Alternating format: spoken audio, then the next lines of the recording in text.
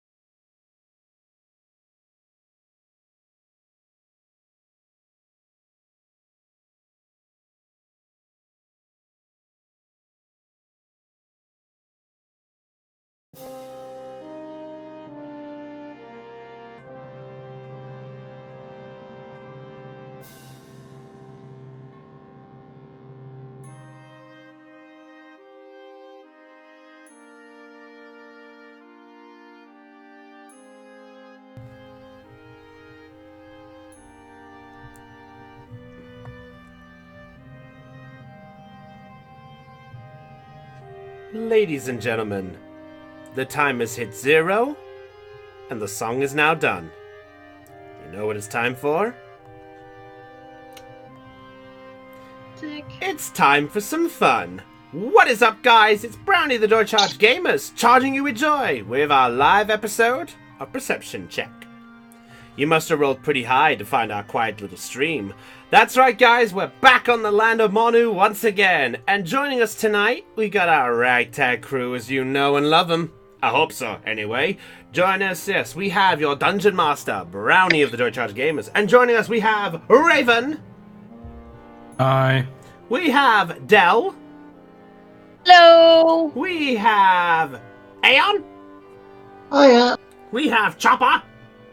Hello. We've got Lena. Yo. We've got a Secton. Hi. And hang on, we're one missing. Aww. We're one missing. Yes, ladies and gentlemen, Heidi will be joining us later on in the session. So hopefully we're going to get some work done here. So for the first part, we're going to be focusing on our pair players. So, is everybody ready for tonight's session? Just one question. Yes. Who is Stephen H? I see him in the text chat on Roll20. That's Secton. That's Secton. Yeah. For some reason, it decided to not let him join as his player. So, yeah, fun. Okay. I was just wondering. That's all. It's okay. Don't worry. All right. So let's get on with tonight's session. So, that's the secret word of the day. Session's the secret word. Did you get that at home, boys and girls? Okay. Anyway, Chris. That's all right. Anyway, we know what we got to do. Hey, Chopper, what should we do? I think we should play the music. Should we play the music? Hey, guys, should we play the music? Should we play the creepy music? Yes, let's do that. Let's play the music. Okay. Hey, I love this music. So Blade, gonna be listening here while working on a game. Time for some Mugbeard antics. You wait till you've missed a few, dude. Alright, so, last time on Perception Check, the mighty team that had gathered under the note of Titanus Ron finished up their exploits in the city of Helix, but not quite the way they had intended. They managed to acquire the Shard of Catalyst from the city, but not without causing a little bit of a rough tough and getting thrown out. But Zelion decided to make his own way out of the city, whilst everyone else made their way to the southern exit to leave for the port town of Noir, Ursula's hometown. After leaving the city, the team heading to Noir had an encounter with the Black Pen member, Diction, and decided to reward them by letting them know that they all fell into his true trap. The shard was the bonus, but the true exploit was proving to the city that Titanus Ron was not capable of hiring the right help. And thus, an argument occurred, and Mugbeard decided enough was enough, and decided to leave the group to join up with Zelion. The team decided to make their way onwards, and after stopping off for a little rest, and a little exploit with a very grumpy scorpion that they decided to take in tow, the team to Noir took a rest. And after making their way on the road, after Magnus decided to make a leap forward to try scout ahead to make amends for the, shall we say, arguments that he had caused, the team was surrounded by some unwanted company. Meanwhile, on the other side of the city, Zelion was making his way back towards the city of Costico and Hope Key. Not quite entirely sure on the plan he had in mind. But as he made his way onwards, he decided to make a little stop at the stone monument. And after getting a brief surprise from Mugbeard, they ventured down into a small open staircase underneath the monument, leading to an ancient tomb of some kind. After getting a nice greeting with some heavily armored foes, the pair decided it was best to leave and come back later. When the pair arrived at the caster, they were greeted by the local owner, Villas, and managed to find out that the raven they had acquired had been sold to an unnecessary merchant, as there was no sign they would come back. Now, after a good bit of rest, the pair have decided their next stop, after handing off a letter to Villas to take to the city of Hope Key, decided that their next plan of action was to head to the city of Costico. And this is where our journey begins. So, players, are we ready to roll? Ready? Yep. Unless we run the risk of rolling a natural one. Well, natural one, doesn't exist. All right. Sorry, I've been trying to work on catchphrases for the show, and I figured players, are you ready to roll might actually work as a catchphrase if working. Cliche catchphrase, Chris. Da. Da. One that I think works for this. Hey, I'm working here. All right. So, Zelion, Mugbeard, we start with you two. You've obviously, you guys are your free movement there. So, after you have handed off, Chris, the screen hasn't changed for me. Wait, you should be. Oh wait, I forgot. We're still on the other group. Never mind. Sorry. Okay, thank you. I was working on the other encounter, and I forgot I had it still set on this one. Sorry. Ah, that's fine. That's My fine. naming was on the other end. I'm so sorry. All right. So, Zelion, Mugbeard.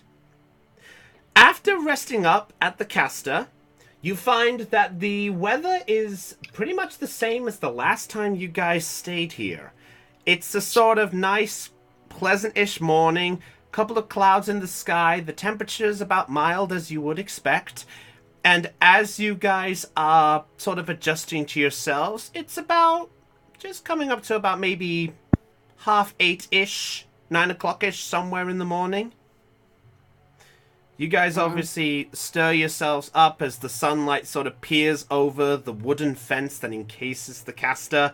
It shines over and sort of gets you both in the eyes, causing you to stir and wake up. And thus, the morning is yours.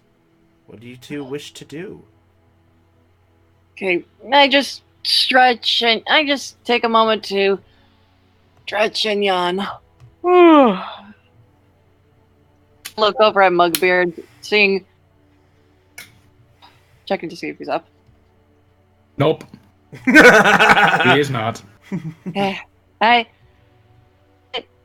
I sigh and then kind of get out of my sleep role, just kind of preparing myself for the day.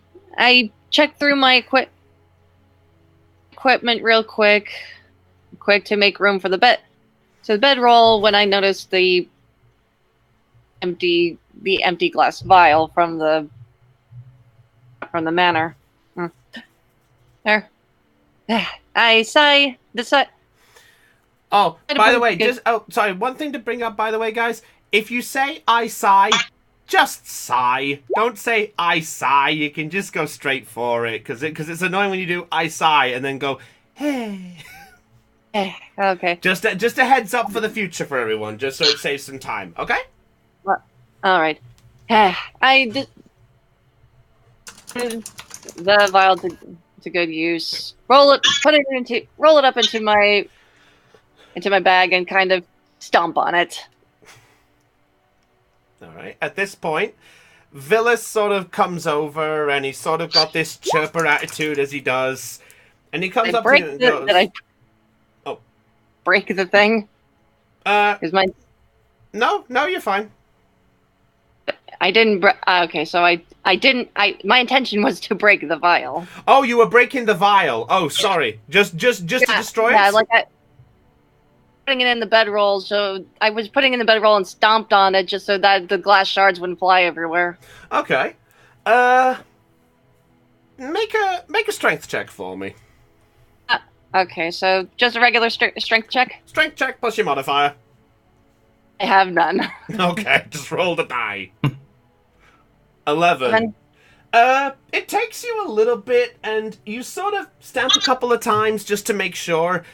You unroll to find that the vial is still somewhat sturdy, but you decide, after a little bit, you see a small crack, and you figured, I'll give this another go, and you grunt and stamp on there, and as it smashes, it's muffled by the bag, only a little bit, but it is somewhat moderately heard by Mugbeard's vicinity, if he chooses to hear it. Sure. All right. So Mugbeard, you hear the glass vial break, and you stir. You sort of turn your head sideways just to at least know what is in the direction, and you stare at the sight of Zelion, who has just put his boot essentially just put his boot in the rolled up bag at this point, and you see him then unroll it, and there the vial is broken up into literally a good few pieces. So I gather up the glass shards. How many do I have? I gather up the shards. How many slivers do I have now? Tell you what, roll a d10 for me, please. Just a d10, no bonus. D10. You have 2 nice, good pieces of glass. The others, if you're going for what I think you're going for, they are too small to use. So you've got 2 good pieces of glass. I gather up the 2 slivers and then just kind of dust off my bedroll before rolling it up and putting it in my bag. Okay. So Mugbeard, you just obviously watched all this, and you just see him sort of scurry up with the glass, shake him around and such, and now you're just wide awake and looking in his direction. Well then. Hey. Oh, you're up. Yes. Okay. Yes. Breaking glass usually means bad stuff. Hey. I just roll my eyes at him. And I only did that for spell ingredients. That's all. The vial was just going to leave some space. Was just going to take up space in the bag anyway. Good use. Whatever you say. All right. Noted the fact that the shards that I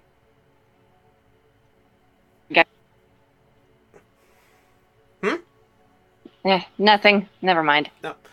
Okay, fair enough. Alright, at this point, Villas comes over to you. He's sort of rubbing his hands together and is coming over like, good morning, my young friends. He sort of looks and notices the glass shards on the floor and looks up at you with a sort of confused look. Normally I'd expect broken glass over my establishment after a rowdy night drinking, not a morning drinking. I. Yeah, sorry about that. It wasn't the empty. It wasn't from a drink. I was just. I'll clean it up. I proceed to kind of clean up the shards on the floor. He sort of just shrugs a little bit and goes, well, I appreciate you cleaning up your mess. And he looks over in your direction, Mugbeard, and goes, good morning, Mug. Did you sleep well? I guess. Well, we should have some breakfast spoils coming in shortly. Hopefully, we should get some stuff sorted. Mr. Zerion. I look up from what I was doing, but still clean. Letting him know that I'm listening. Alright. Just so you know, the guard changeover happened last night, and you'll be happy to know that your letter is on its way to Hope Key as we speak. Thank you. It's very much appreciated. No problem. So, I suppose you're both heading in that direction anyway, or did you just come by this way to go back up? Well, I'm heading over to Costa. I glance over at Mugbeard, and Mugbeard, I guess, is just going to be following me around until further notice. Exactly. Better buy me booze. Not mandatory, but still, it helps. I suppose it does. It keeps you both in check. Well, anyway, and at this point, you actually watch as behind Villas. Sorry, I'll bring Villas over here. Sorry, one of the guards then comes in, and you see. Oh, jeez, I forgot. I forgot the map layout is different here, so I'll just pop it here just because. He comes over with a wide allotment of spread of like different sort of breakfast meats, some fresh fruit and vegetables. You see a nice bit of mixture of partial bits of wine and water and just some nice sort of fresh sort of stuff for a morning to get you boosted up. And it's as if he sort of requested it in advance, but Mugbeard, there is a single tanker of beer if you wish to have it. Yes. Of course. How is that even a question?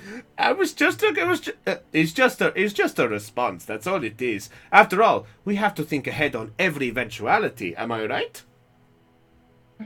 I nod. Mm-hmm. Very well. So, if I could ask you, if you could please just hurry up with your breakfast supplies and just be out in just a couple of minutes. Otherwise, you know how it is. I have to charge for the next day. You know how it is. Of course. Thank you very much for your really great hospitality. Please, as always. It is the rule of the caster, after all. Cast away your tiredness, cast away your fears, and you can sit here and drink till your hearts be cheers. I'm still trying to work on logos, so, you know, if we got multiples all over, we need to work on a branding slogan. What about a portrait of me? A portrait I of give Mugbeard a look. It would be a good logo. Well, a logo we're kind of okay on. It's more a friendly motto, a catchphrase, a slogan, if you will, something to attract everyone to our fine establishment. You know? Yes. You know, like how magicians say abracadabra. Not all magicians say that. Oh yeah, they sometimes go alakazam. Suppose so. What about Mugbeard recommended? Make a persuasion check. I've just finished cleaning up the shards at this point. Fair enough. My breakfast. 13. He sort of looks over you for a brief moment and goes, I might consider it if I hear of a feat worthy of your face to represent our brand. Well, it's something. Something is better than nothing. But if anything else, I appreciate your input. Mm-hmm. Well then, Welcome. I'll let you both get yourself freshed up and ready to go. And with that, Villas goes back over to his corner. He goes back over to his quaint little booth as he goes over there. He sort of gives you a wave over, and he just heads over. All right. I nod at him, then proceed to eat breakfast. Then proceed to eat the breakfast that I've gathered for myself. All right. Anything else you wish to do before we move things along? Yeah. Oh, I've got food and drinks. I'm fine. Fair enough. Yeah.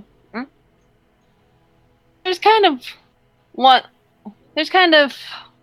one last thing I want to do before we head off. Okay, what do you want to do? Okay, while I'm eating breakfast, I kind of glanced over at my wrist and just realized that I still have the vicious weapon. And for a moment, I think back to what happened to Helix and hold on. Hold on, guys. My brother's getting. Ba-da-ba-ba. Ba-da-ba-ba-ba-ba-ba-ba. Ba-da-ba-ba-ba. Quick, song and dance number! Someone! Intermission. Wait, what's that one? Do do do do do do do do do. Monty Python one. Okay. Mugbeard just plays his lyre. Mugbeard surprisingly pulls out his lyre and begins to perform a nice, gentle tune, which is okay. Okay, I'm so sorry about that, guys. It's all right. Mugbeard passed the time by playing the lyre for intermission. May I continue? Yeah, go ahead. That's the whole point. All right. Well, Mugbeard is apparently playing his music. All right. And briefly think about what happened in Helix and to when I considered giving the vicious weapon to Magnus. For a brief moment.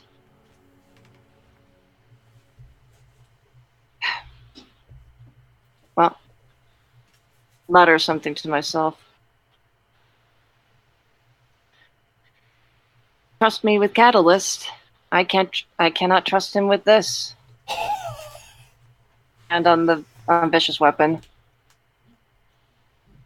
Wait, what are you doing? Remember the ring that we got from the treasure chest? Yeah. I know what you're doing. Wait, does that mean you're using it on your weapon? Yeah, I'm planning. I'm planning on equipping it to one of my weapons. Okay, now I can finally mention what this does after 27 parts.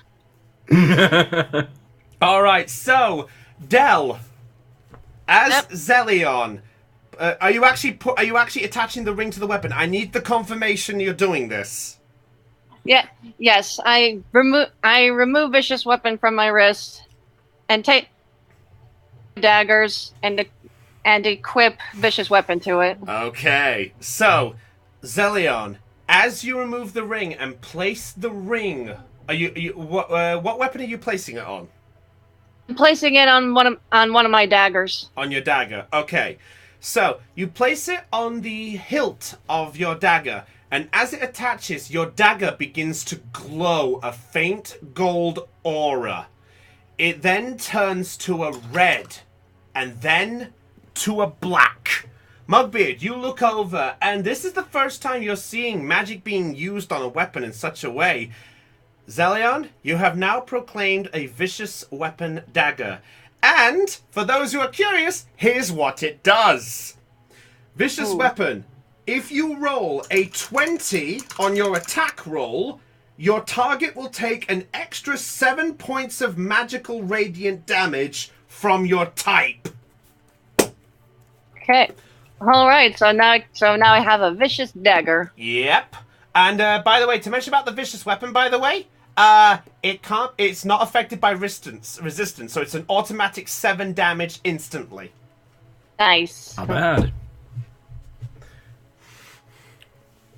So, Mugbeard, you watch as the small dagger in the hand of Zelion transforms from a standard sort of shape that you've seen Ursula use, and you see it turn from a standard tilt blade to a small to the front tip of it being turned into 2 small hooks. Essentially, what the tip of the weapon now looks like is it essentially looks like the bottom end of an anchor, but the tips are facing forward. So it's essentially an anchor end with the tips forward. You essentially, instead of a 1 pointed end dagger, you have a 2 pointed end dagger.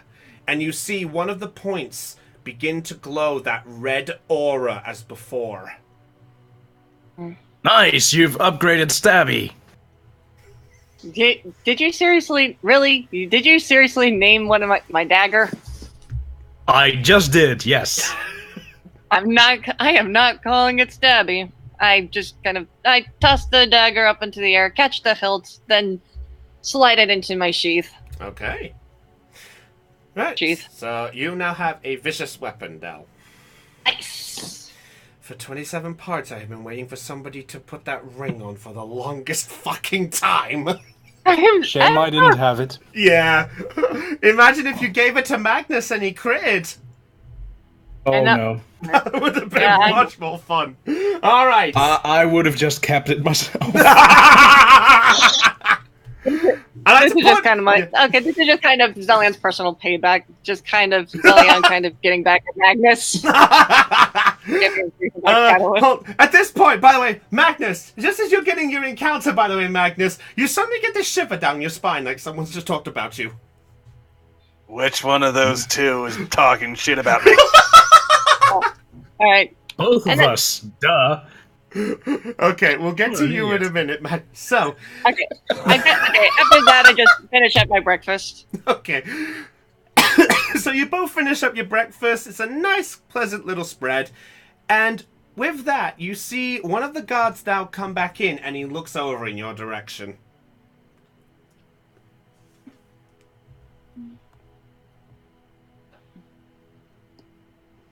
What do you wish to do?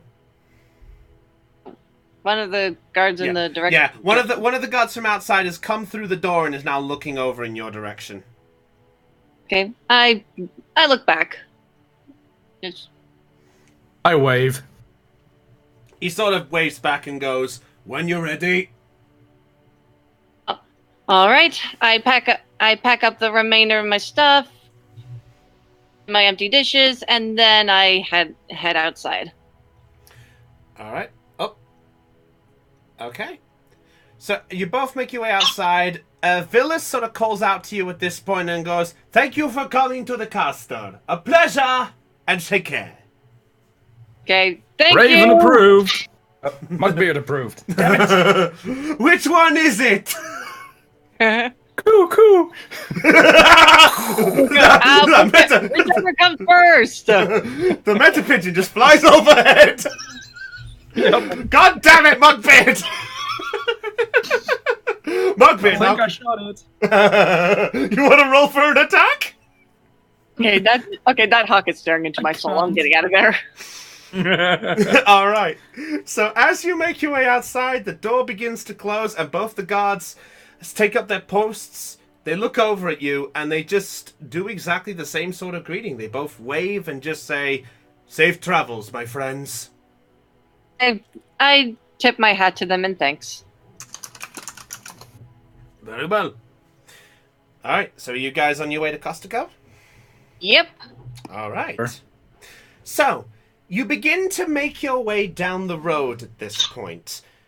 The road... Bugbear. Oh, you don't have to. You don't have to. It's alright. You can just put yourself down there so I know. But anyway, as you both make your way down the road, concerning the last time you came down this road, you had a horse-drawn carriage. You were running from the direction of the crossroads where you rescued Annabelle. So the trip back this time is a little bit longer than as you remember. As you begin to walk down, it's about 3-4 hours at this point from walking. And I need you both to make a perception check for me, please. Okay, perception.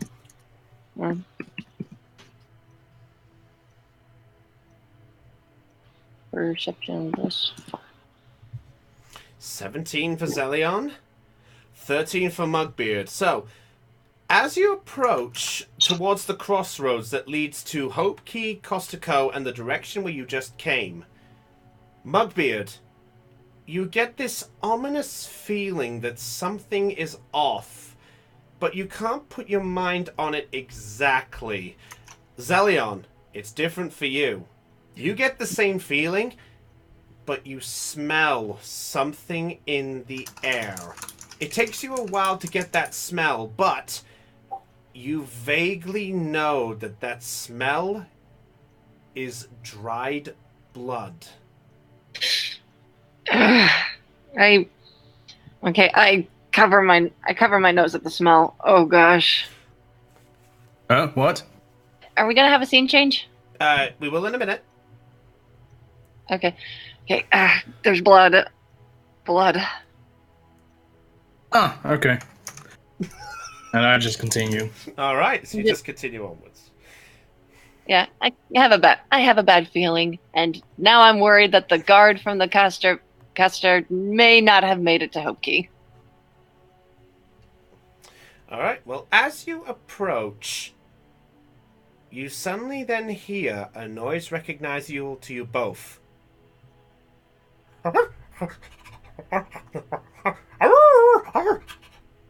And as you approach the crossroads, you are greeted with a sight of a massacre.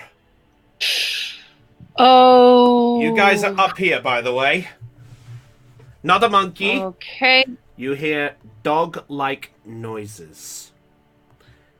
Oh. As you make no. your way there, you see the sight of blood and bodies scattered all over the place. You then hear that noise once again. The sound of howling and gnawing all over the place. A mixture of... And you are filled with the same images that you had when you last came here. The sight of gnolls that stand before you. And just briefly in the distance, Zelion, I'll say you just passed this one, but you look over and you see in the direction where you was going to Costico, you see the sight of a gnoll is just finishing off a body. And you just see him just sort of... He sort of grabs an arm in his mouth and he just sort of... and just tears it right off. Do I recognize any of the bodies from... It's too far to tell at this point. Okay, I kind of carefully withdraw both my daggers, the vicious one and the regular one, and then I turn to Mugbeard. The gnolls, giving him a look to just like, be careful.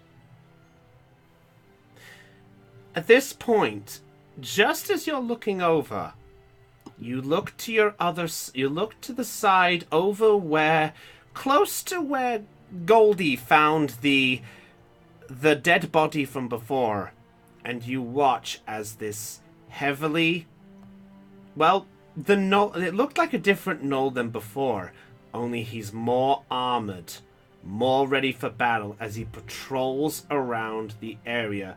If you guys wish to hide, I will allow you a stealth check now if you wish. I am going to hide. So both make a stealth check for me, please. Mugbid with a natural 20. Okay, hold up. I need to put in a stealth. Yep. Stealth roll. 26. 12. 12. Okay. He's gonna make a perception. Oh, hang on a second. I guess we could say we're hiding in the bushes. Yeah, you're essentially going to hide in those bushes. Which, as you go over, you actually notice that they actually look a little different, though, as you remember. Oh, that's new. Let me see. Where's my list gone? I had these ready to go as well. Dan was ready. Okay, here we go. Okay. So you both look over, and as you're both hiding, you see something for the first time. You see a gnoll decked out with a large, giant axe in his hand. He's donned with a chain-like armor, which looks a little bit different compared to what the other gnolls are like. You see him standing more proud. You see a couple of battle wounds over him, and he sort of stops as he approaches the blood. You both look over, and you both see he sort of sniffs in the air for a while. He looks over at the gnoll who is currently eating at the body.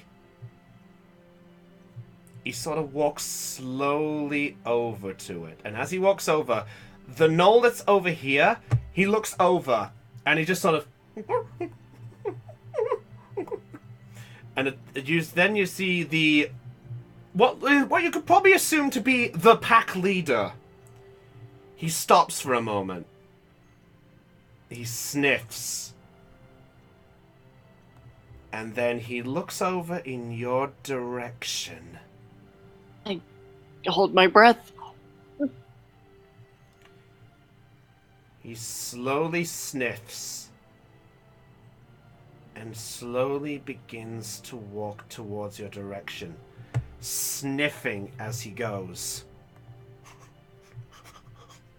Go for Muckbeard. And at this point, he stops. Zelion, you got 12, didn't you? Yes. Well, I'd like to point out I actually forgot to roll something. I forgot he actually has disadvantage on perception checks. Oh dear. Oh! That's a cocked dice. Okay. Be wary when the DM says, okay. At this point, he looks at you. Sort of in your direction, should I specify.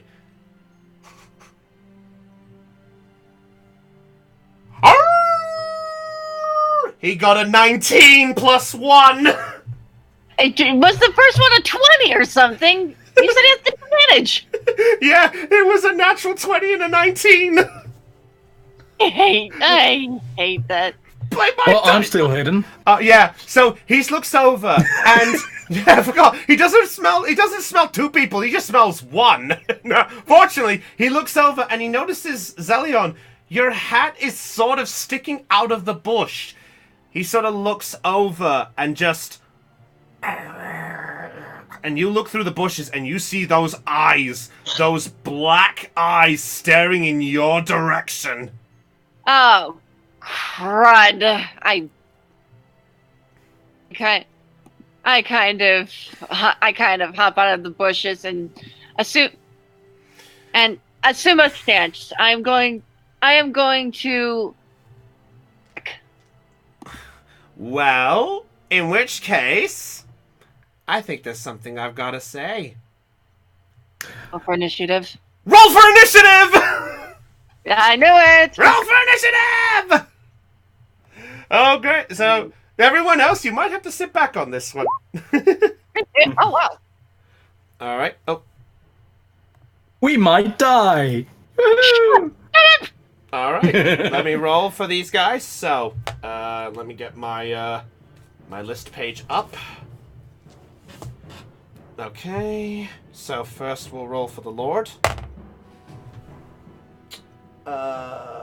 Okay. Let's see. Give me a second. Wish I could hold a block, honestly. Alright. And then the Knolls. Okay. Okay. Alright, so do this proper. 25 to 20. 22. 22 for Zelion! Yep. Wow, okay. 15 to 20. Oh dear. 10 to 15.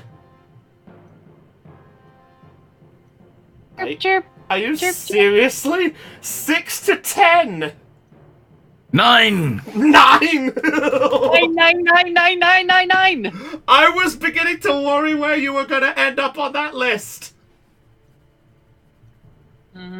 Alright, give me a second here. Oh, All the way in the basement. oh dear.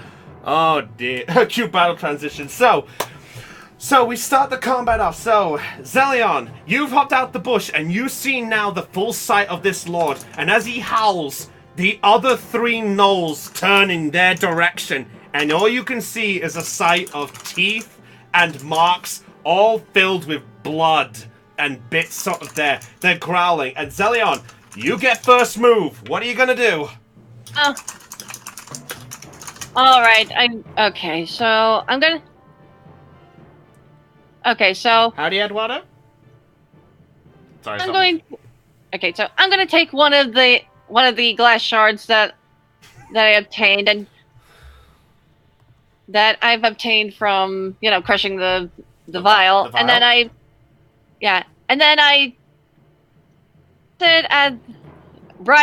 toss it right on top of this guy, casting 3rd level Cloud of Daggers. 3rd level, jeez, okay. Hey, this guy is gonna be pretty dang strong. I'm not taking any chances. All right, so remind me of the size of the cube again. Okay, for Cloud of Daggers, it is a cube 5 feet on each side. 5 feet on each side. Okay, so you throw the glass shard in the air, and as the gnoll leader prepares his axe to block it, it smashes right in front, and a cloud begins to form around him. All right. I think, is that all for your turn, my friend? Okay, for my farm action, I kind of strum a few chords on my lute that's kind of still on my back, and cast Bardic Inspiration on Mugbeard. Okay, Mugbeard, take your... fighting. I believe it's a D8, right? Yeah, it's a 1d8. 1d8, so 1d8 for you, Mugbeard. Nice. All right. Next up, so is that it for your turn? That'll be it for my turn. All right. Next up, it's the Pack Lord. Oh, Who rolled a 14 plus 2. So you're 16. So, tell me, does it take the damage at the start of its turn? Yes. A creature takes 44 slashing damage when it enters the spell's area for the first time on a turn or starts its turn there. Okay. Yeah. And since it's 3rd level, it's actually a 6d4. Okay, roll 6d4 then, please. Do you have to add anything else to it as well? No, I do not believe so. No, Right. no, I don't have any bonuses for this one. Okay, roll your 6d4 then. Oh, 11 points of damage. Okay, give me a second. Just got to make a note of hit points here, just very briefly. Alright, so, as the leader sort of gets ready to move out, Zelion, you smirk, and as a click of the fingers, you watch as these daggers spew into his chest. He sort of winces a bit at this sight, and he looks over you with a... Alright. Give me a second. Sorry, I need to make a note of hit points here just before I lose track. Okay. All right. And as he slowly begins to move towards you. 5, 10, 15, 20. And dear. he's going to do multi-attack. He gets 2 attacks with his glaive. Okay, let's have a look what we got here. So, 2 attacks with the glaive. First attack. That is an 18 to hit. I have an AC of 14. Alright, so that hits. So that is what am I looking? Okay. That is a D10. Where's my D10 done? There it is. Alright, D10 here. Hurt. D10. Alright. You take 11 points of slashing damage as right across the chest at this point. And as you sort of stumble and look up, he's going to attack again with the glaive. Natural 20! Oh, come on! Really? I'm sorry. I'm sorry. Are you? Somewhat. All right. Well, the good news is it's only a 1 on the damage dice. Okay. So it's okay. double. So the 1 doubled to 2 plus there. So you take 5 points of slashing damage as he sees your vital area and goes for a strike, but you swift just quickly out the way, and it just catches the side of you. Wait, so hold up. Did I take 1 point of damage or 5 points of damage? I'm confused. 5 points of damage. Because it was a nat 20, the roll I did is doubled and then added modifiers. Okay, so now I have 14 health, correct? Wait, you only have 14 hit. Wait. He hit me for 11. I had 30 damage. I was damaged for 11. Now it's 5 points of damage. Oh, shit. All right. Well, you'll be happy to know that's it for its turn. Next up, Mugbeard, you're up. Ooh, goody. Yeah, the Knolls rolled shit. Surprise! He just looks up. So what are you doing, dude? Well, obviously, quarterstaff. Quarterstaff, make your roll. 23. Yeah, that hits.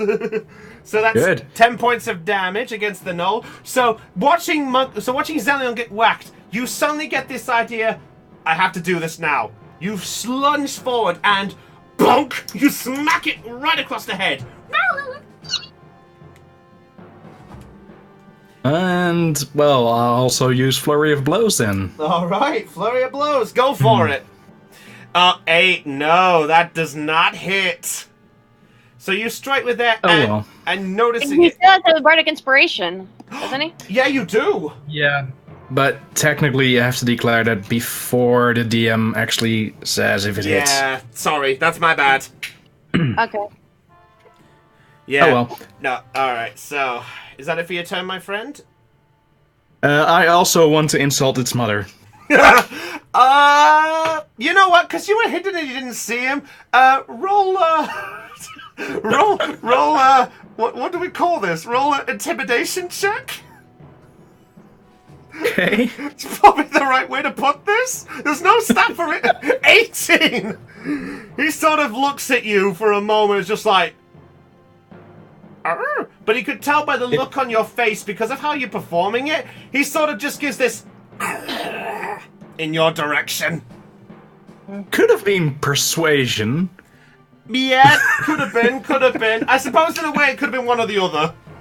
Alright, is that it for your turn, dude? Yeah, not much more I can do. Alright, next up, it's the Knolls, who, for the record, got natural 1.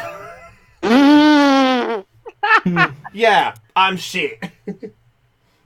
Alright, so, the first Gnoll, this one here, is going to take a longbow shot at Mugbeard. Watching obviously this and getting the leader riled up. It's gonna make a longbow shot against you. Sure thing. Okay. That is a 13 to hit. No, that misses. So he fires the longbow shot, and just then you turn and swerve just gently out of the ray.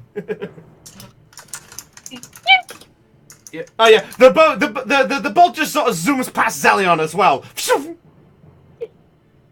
Yikes. All right, this one here is going to make a. It's going to make a longbow shot again at Mugbeard because right now that's the only target it can see. Oh, that's cocked. That is a 19. All right. Let me roll something back at you. Oh wait, are you doing? Oh shit! Nice. Damage from the attack is reduced by 1d10 plus your dexterity. Did you just get a 10 on that? Oh. No, that's including the dex and the modifier. Alright, well let me see how much it's reduced by. It's completely nullified! It got a 4! So it fires the shot, and you grab hold of the bow. You grab hold of the bow, and with that, if you reduce the damage to 0, you can cast the missile. So you're gonna throw it back? Yes. All right. So what do you roll for that? Hold on. You're throwing it back. So make a strength roll with that. Oh no, I never use strength rolls. It's substituted with dex for me because of my class. Well, yeah. Well, technically you're grabbing it and you're throwing it back with your might. So Efficiency. You attack with Oh, proficiency. it counts as a monk weapon, so that is actually dex. Okay, my bad. Sorry. New DM. Who dis? What do I get for proficiency? That's a 3. 22. That's 22 hit. 22 hits. Roll damage. What is the damage I have to roll for this? It is a D8.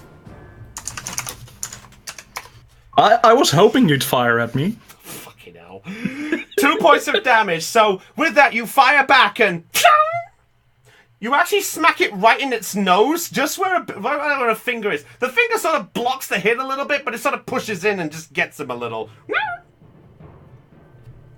All right. At this point, the other one, it's over here, is going to 5, 10, 15, sorry, 20, 25. Can it make it? No, it cannot. So he's just going to move over here, and noticing this, it's going to make a longbow shot. Hang on a second, I'm going to roll a d4 to figure out who it's going to hit. Oh, come on. It's going to make a move at the wounded prey. It's going to aim at you, Zelion. Come on! So it's just a longbow. That is a 13. It misses me. I have a 14. So with that, it fires the shot, and Mugbeard sort of pushes it gently with a little gust and blows it just gently off course, just missing your face. Thanks, Mugbeard. No problem. The gnolls at this point, they look at you like... Alright. Top of the round. Zelion, you're up next. Okay, I kind of assess the situation. So where does this guy's attention currently lie? Right now, with you, because it's just attacked you. Basically, when you get involved in a combat with one-on-one, whoever it attacks is making... Well, actually, no, because of Mugbeard's sort of insult, in a way, let me roll a d20 and see where it lies. This is why I taunted. Yeah, it is actually lying at Mugbeard. Nice. It is pure distracted by Mugbeard's insult, trying to discern, because from the looks of it, it looked like Mugbeard was actually gritting his teeth, so it looked like it was like a dog fighting a dog with gritted teeth. Okay, I'm gonna take this opportunity to just kind of keep I kind of realize that I'm going to die, so I kind of take this opportunity to back away. You disengage. But yeah. Technically, you'd use your action to disengage from the battle on that one. I'm not disengaging. I'm just. Well, if you move, technically. No, you are. I'm not even fight. I'm not even fight. I'm not. No, fight. else he will actually have an attack of opportunity if you just leave. So that's why there's an action called disengage. Yeah, the ruling of combat is, even though its eyes are focused in there, you are technically still in line with its glaive. I didn't, as you said, his attention's for that way. I never said the weapon wasn't pointing in your direction. But he can't make an opportunity attack against me. But he can't make an opportunity attack against me because his attention's not focused on me. Well, all right. Game rules actually state that when you leave someone's range, that he will have an attack of opportunity. Because he's right in front of you, that counts. So even though it's purely focused on my bit, well, I'll tell you what it'll do. I'll tell you what I'll do. If you want to move, it will get an opportunity, but it'll be disadvantaged because it's focused on Mugbeard in a way. I don't want to waste. I don't want to waste that. I want to heal. Well, you could heal in his vicinity. That way, you don't get the opportunity attack. Fine. All right. Fine. I can't. I'm gonna cast level 2 Cure Wounds on myself. Okay. What's your roll on that one? 2d8 plus 3. 2d8 plus 3. So 2d8 plus 3. Wow! Wow! Max and low on both dice, so you recover 12 points of damage. Okay, but can I help? Okay. Am I able to attack or? Well, does Cure Wounds count as an action or a bonus action? Casting a spell counts as an action. So if you've got anything that counts as a bonus action, you can use it, but otherwise... The actions in combat are the only ones I have. The only bonus actions I have are 2-weapon fighting and bardic inspiration. Then there's not much else you can do. I mean, you could move, but that's essentially the only thing that's going to get you smacked back. But otherwise, that's the best you got. Can I hold an action for the next turn? You have to give up an act. You know what? Since his eyes are focused, roll a d20 for me. I'll make an exception on this end. So roll a d20. If you get 11 or higher, I'll let you hold an action. You get 10 or lower, you won't hold the action. Sound fair? Okay. So roll a d20. 9. Nope. Just as you go for trying something else, he points the glaive in your direction, almost at your neck. Almost as if to try to keep you both at bay at this point. Come on. Sorry, Del. Sorry, it's the roll of the dice. Oh, fine. I end my turn here. But this sucks. I'm gonna die. I'm going to die here. Well, we'll find out, because it's the Pack Lord's turn. The Pack Lord... You can always run away. Yeah, the Pack Lord at this point... Let me see... Just to point out something, running away is the coward's way out, and I don't recall Zillion ever being a coward. Well, there's a difference between running away and surviving, but yeah, it does work. Right. Let's see, how do I want this? Okay, well, it's got its eyes on there. It's going to make 2 glaive attacks at Mugbeard. Because technically its eyes are looking in that direction. So noticing that, it's going to make 2 in your direction, Mug. So that is a 16 to hit. Yep, hits. Hits, alright. D10.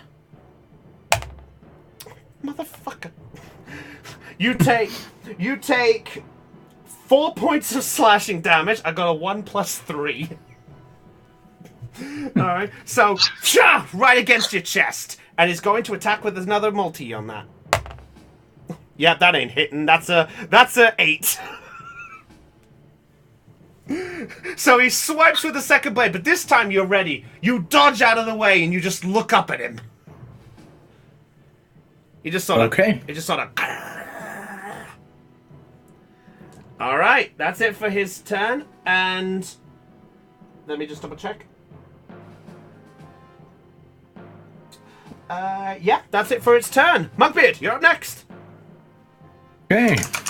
I love how everyone else in this call is just watching this. Place your bets, folks! Hey.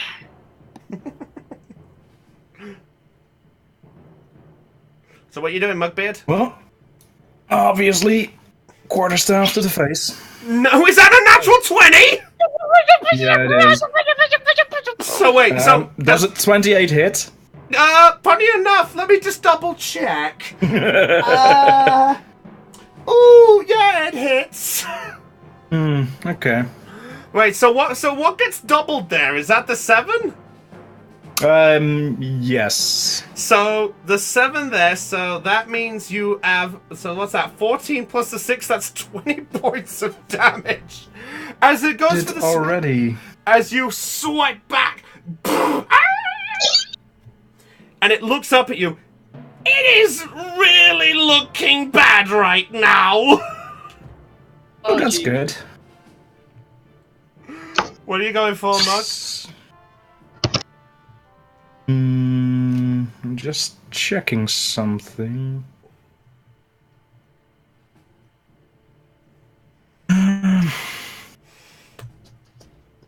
Wait, I do have extra attack as monk.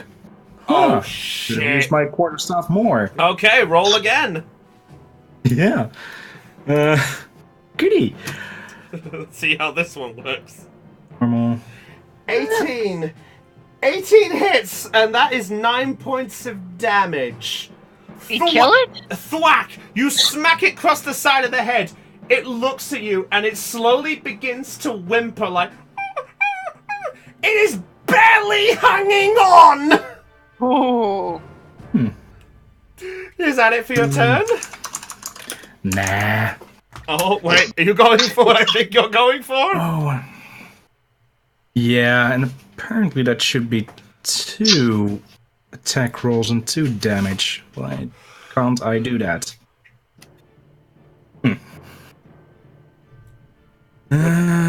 Okay, that macro is useless.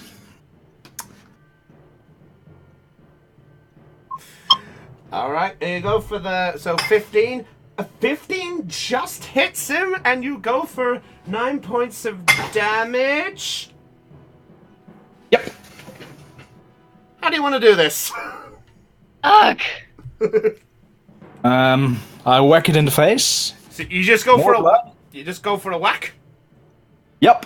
So, Zelion, as you're recovering from the strike and healing up, you watch as this battle with the glaive has occurred.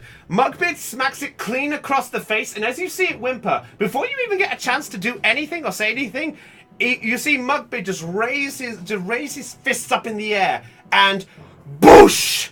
Smack it right in the face, and there you watch as its face is looking mangled and mashed up on the floor. It is dead, complete with sound effects. But before it dies, it does get one more thing before it dies. It's actually going to use its last. It's going to use an ability known as the Last Howl. By giving that off, it can force one of the gnolls in the area who hears him to get an attack of opportunity against you now, Mugbeard. So it's going to get a longbow shot. The gnoll over here is going to get a longbow shot against you.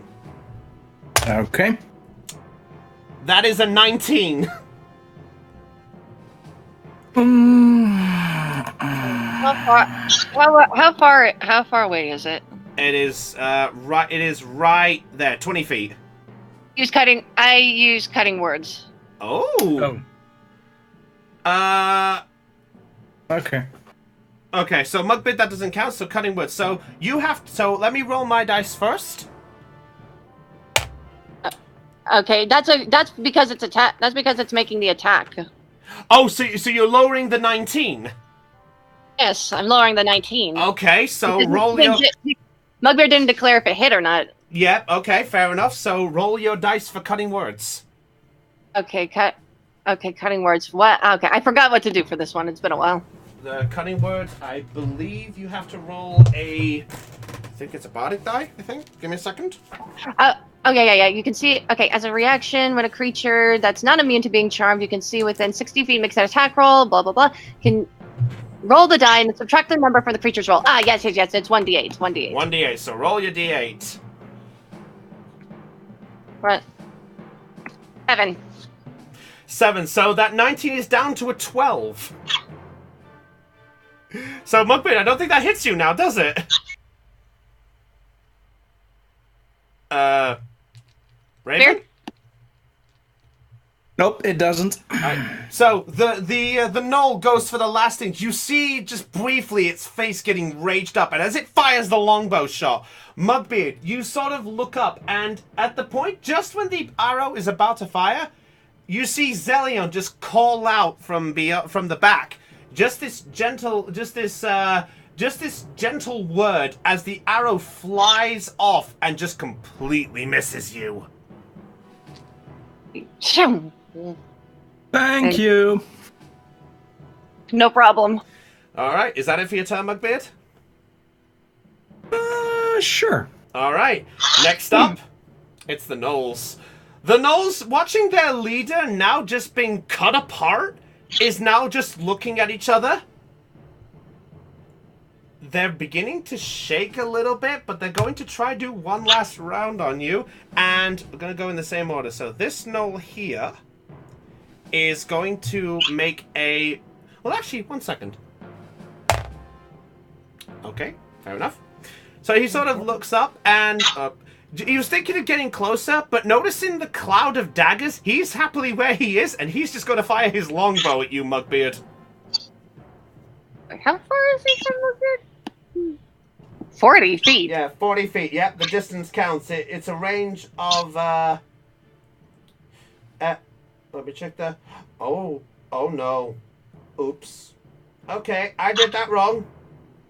Oh wait, it can attack with a longbow, it's just got disadvantage. Because it's a 150 feet minimum. So it's disadvantage on this. Sorry, that's my bad there, guys. That's fine. That is a 14 to hit you. No. He shivers and just goes right past your head. Computer says no. This one here is going to go 10 feet forward, and Mugbeard, it's going to go at you with a... Let's see, what's it going for? It's going to make a two-handed spear strike against you. That is a 19. Yeah, it hits. Alright. Fortunately, that's a little smaller than the glaive was. Motherfucker! You take 3 points of damage. A fucking nat 1. Well, that's my payback for critting my girlfriend. Okay, fair enough. I deserved it. So he strikes at you, Mugbeard, and right into your chest just a little bit. Alright, and with that... Freaking hell, this is my favorite shirt! You see him whimpering a little bit. The other one here is actually going to make a break. Let's see. Somebody get the squirrel in here. I'm dying here. I'm glad you're enjoying the suffering. This Gnoll here is actually going to make a break for it. 5, 10, 15, 20, 25, 30. As he's running away, he's going to turn around and try and make a shot at you, Zelion. It's disadvantage with the longbow. Is he running towards Hopekey? Yep, he is. Oh, sweet. 19 to hit you, Zelion. 19 to hit. 19 to hit. Yep. Me? Okay, 14 it hits. All right. Fucking nat 1 again! I take 1 damage. So three points of damage, actually. So he hits the shot and just catches you in a not so vital spot. They are looking terrified right now. Zalion, top of the round, you're up. Alright. Just kind of impressed at Mugbeard's fascinating skill, I decide to show off my own skill, twirl my daggers in my hand, and just kind of rush around here to Noel doesn't escape, and I attack with. I'll say if you go another 5 feet in the same direction, if you go in the diagonal, you'll have flanking, so you'll have attack with opportunity. Yeah. If you go flanking here, if you go here, you're technically flanking an opponent, so you get advantage on your attack rolls. Okay, so I guess I'm flanking them. Would that count as an action? Nope. Flanking is basically part of movement. If you move in range and attack, then you have flanking, and your attack rolls have advantage. Okay, yeah. So I attack with both my daggers while flanking them. Okay. Tell me the order you're attacking with your daggers, by the way, because you've technically got one normal and one one vicious. I decide to attack with the vicious dagger first, just to see what it can do. Okay, so D20, and you're attacking with the dagger. Dagger, I believe, is dagger dexterity again? Yes, I have proficiency in. I believe I have simple weapon proficiency and. All right, so. Weapon, let's see. No. Oh wait. Let's see.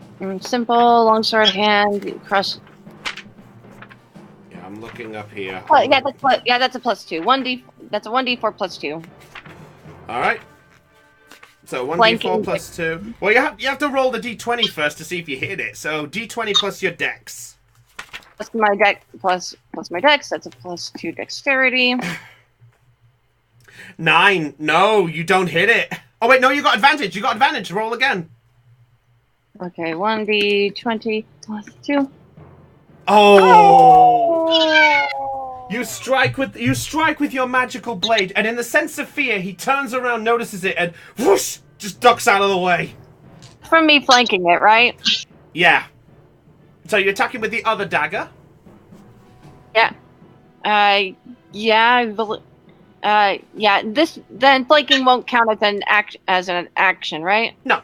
Flanking is part of movement, so no. When you flank, it's just part of what's being moved, so you're fine. So you can attack. So attack with the other dagger with advantage. Okay. 15. 15 both times. Yep. The 15 hits. Roll your damage for your dagger.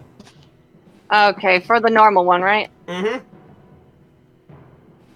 Okay, so that's a 1d4 +2.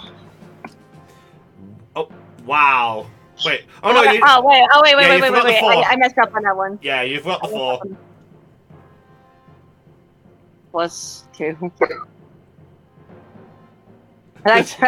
No, still a 1! So, strike with the dagger into it. It's just like... Okay. Alright. Other action, right? That's your action, yes. Oh. Okay, that was my...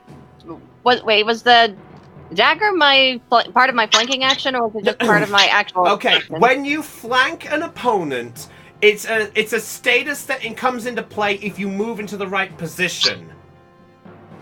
Okay. Otherwise, flanking doesn't exist until you move into the right spot. But the flanking is basically giving you advantage. It's not taking up your action. Oh. So long story short, flanking's a status, not an action. Oh, okay, so do I still have an action? No. Oh, no, because you attacked. That's your action. I thought that... I thought that was part of the flank. Okay. I'll use my two weapon fighting for my bonus action then. That's what your second dagger attack was. Oh, I thought that. No. Extra attack is just Let me doing your main attack again. So if you're dual wielding, you will actually have 4 weapons to use. Let me have a look at Bard. Let's see.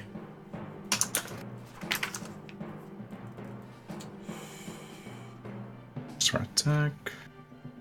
I'm looking this up as we go here. Sorry about this, guys. I'm kind of new to this myself. I've never flanked before.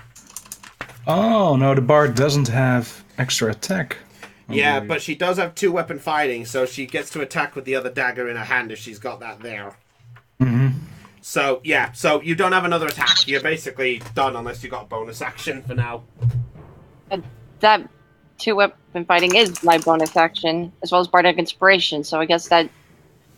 No, okay, then the 2 weapon fighting is basically attacking with the second dagger. Alright, so... I can attack with... No! Okay, I'll end my turn here. Long story short, Del, the vicious weapon attack counted as your action, because you had 2 weapon fighting, you can attack with the second dagger as the bonus action.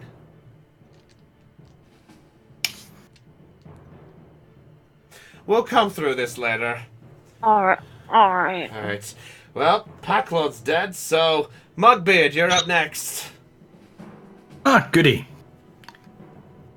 Well, say hello to my little quarterstaff. Oh, God. 11. Oh. Nope, that one hits. That one does not hit, sorry. Yeah, that one hits. One does. Yeah, that second one hits, so... Thwack! Right on the noggin. It's looking kind of beat up. Screw it. More flurry of blows. Oh, jeez. 8. No. Oh, okay, fair. Yeah, that second one hits. The first one does not.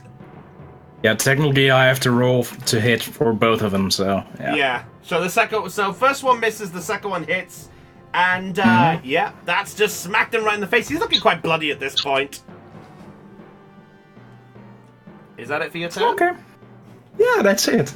Alright. Next up is the Gnolls. The Gnolls, realizing their situation, are going to make a break for it. 10, 20, 30, and he's going to dash. And he is out of the arena. This one here, 10, 15, 20, 30. He's going to make a dash again. 50. Okay. Yep, they're heading towards Hope Key. He's almost out. You could still somewhat hit him if you really wanted to. This one realizes his situation. Is just going to go down fighting and is just going to attack you, Mugbeard. Because you did technically kill his leader. In the name of Scalen, come back, you cowards! Alright, Mugbeard, you attack there. Natural 20! He's going down fighting with a spear attack. So, D8 doubled. You take 10 points of piercing damage as it realizes it's a scenario and is just gritting its teeth like. I really liked this shirt. All right. Worry about that later. Top of the round, Zelion, you're up next. I smirk and use it, and just take the opportunity while it's focused on Mugbeard to with both daggers, starting with the dagger. Which one? Vicious dagger. The vicious. All right, roll your d20, and you're still flanking, so roll that with advantage. Roll d20. That's with dexterity, right? Yes. Okay, 11. 6. No hit. So you swing with the dagger, and he just sort of is too scared. He's sort of running around in place at this point. So if you want to attack with a second dagger, you can do, and that will count as your bonus action. Yeah, I'll do that. All right. This. Am I still flanking? Yes. So with advantage. Please, oh, I swear, if you're another frickin' 6. Oh, well, there's a 6 in it. 18, yeah, 18 hits. Roll damage. I should get another vicious weapon. Then I wouldn't have this problem. If you can find one.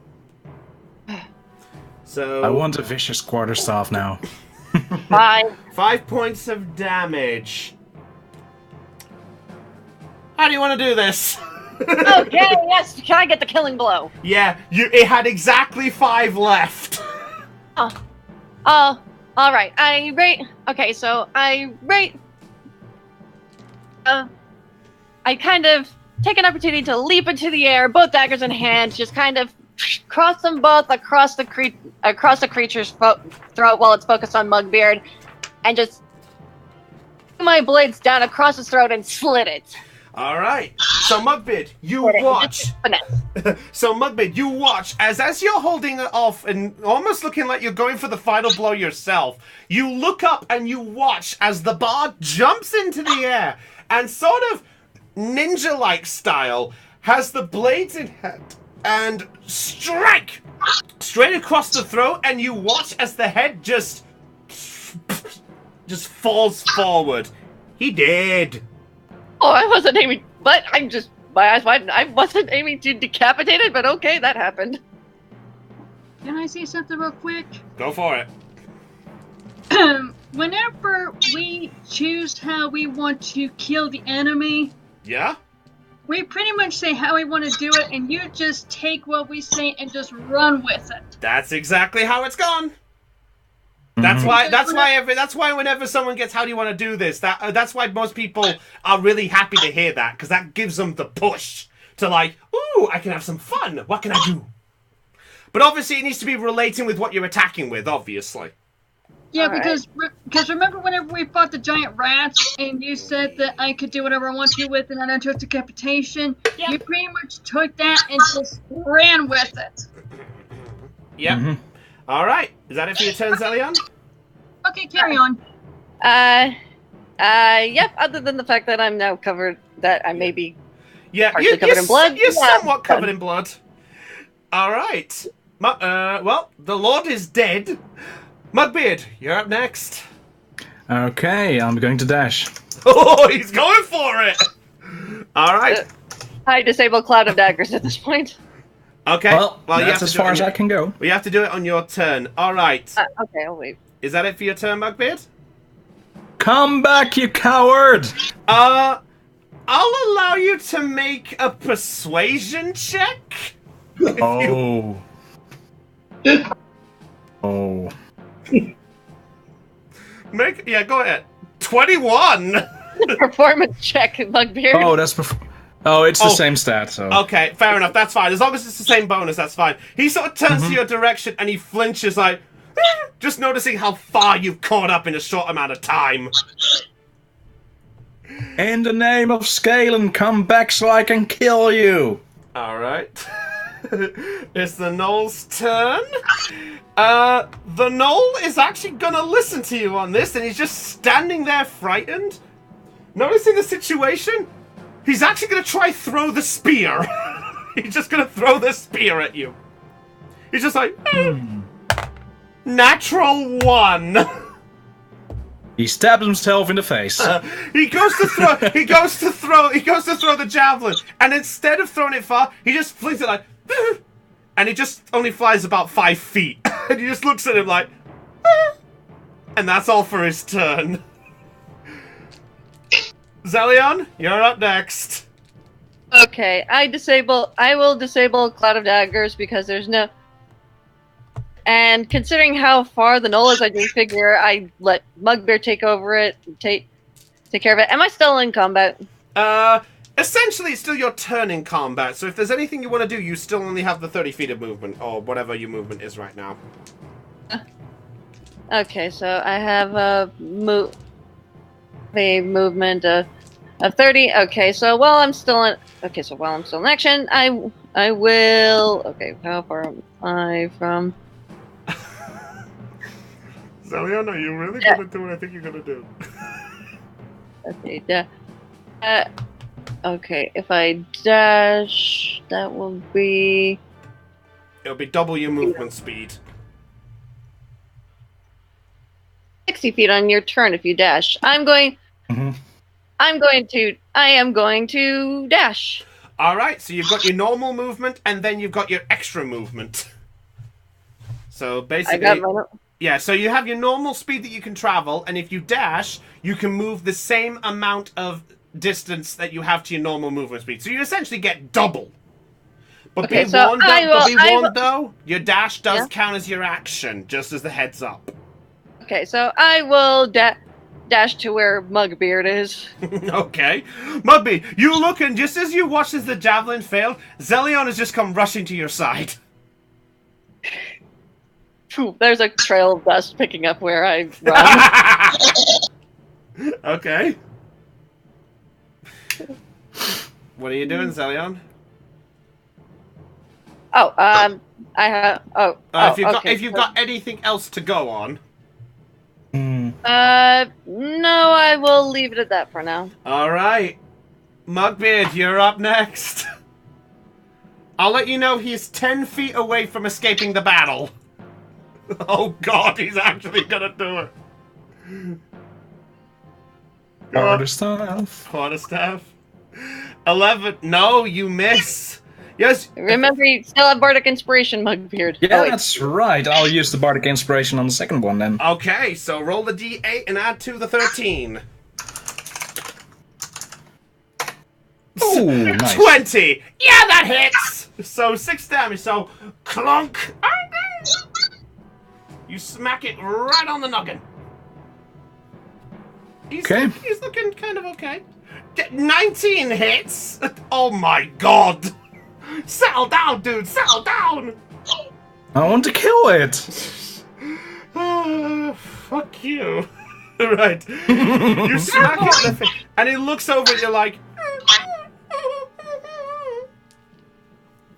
Is that it for your turn, dude?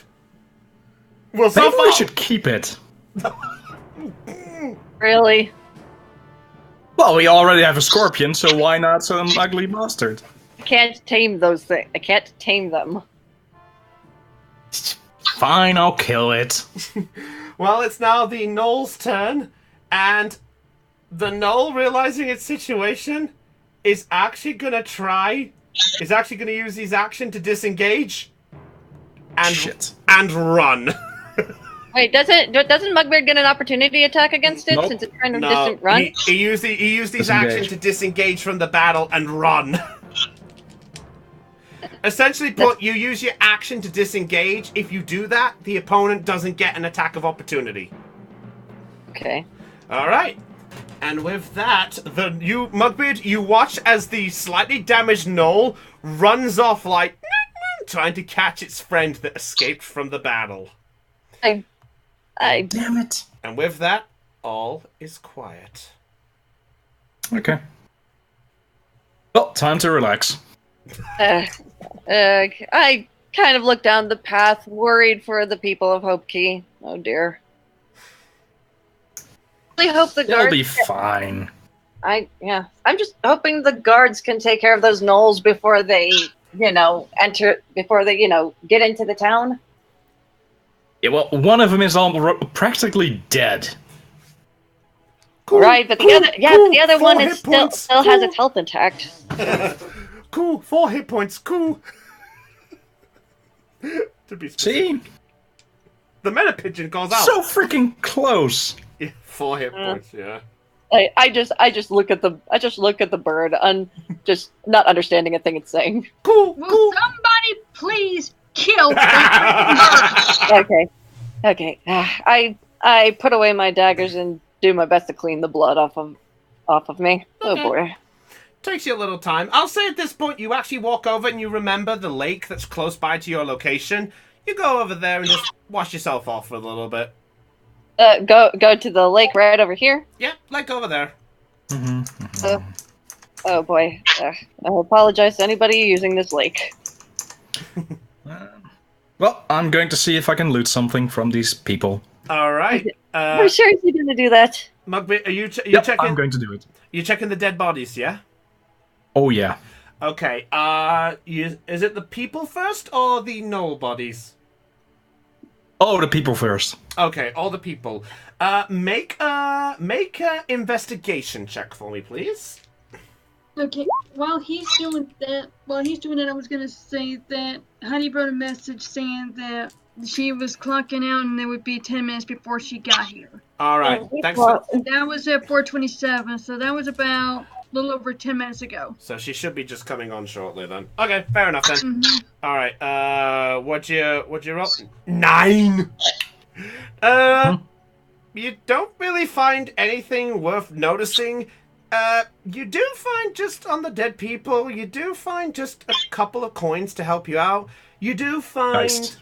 You do only find about 3 gold pieces, though, and 2 silver. That's all you're able to find.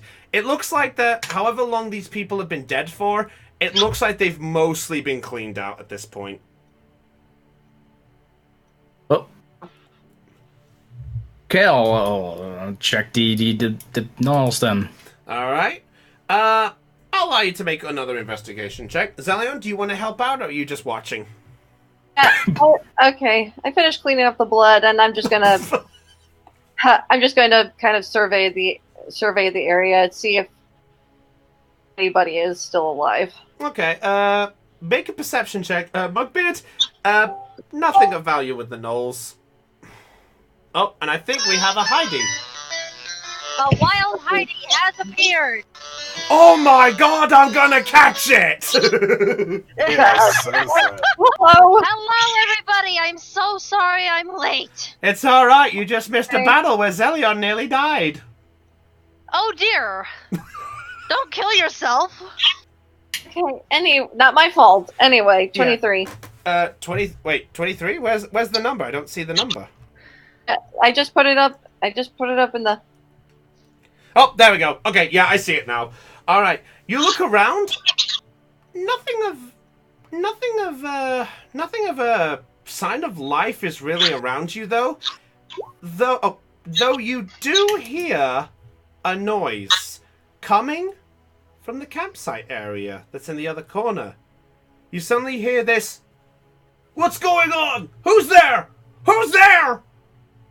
Okay, so where is this coming from? Is it coming from like this area here? Yeah. I wander over to the area. Hello? As you walk over, you do see a wooden cage. And inside that just barely able to stand cage, you see a figure of a cloaked person.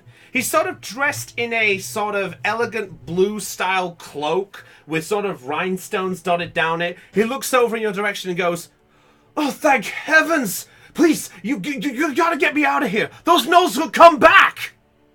Hey, No, they won't. Okay, I kind of approach the cage and look over this person. Who are you?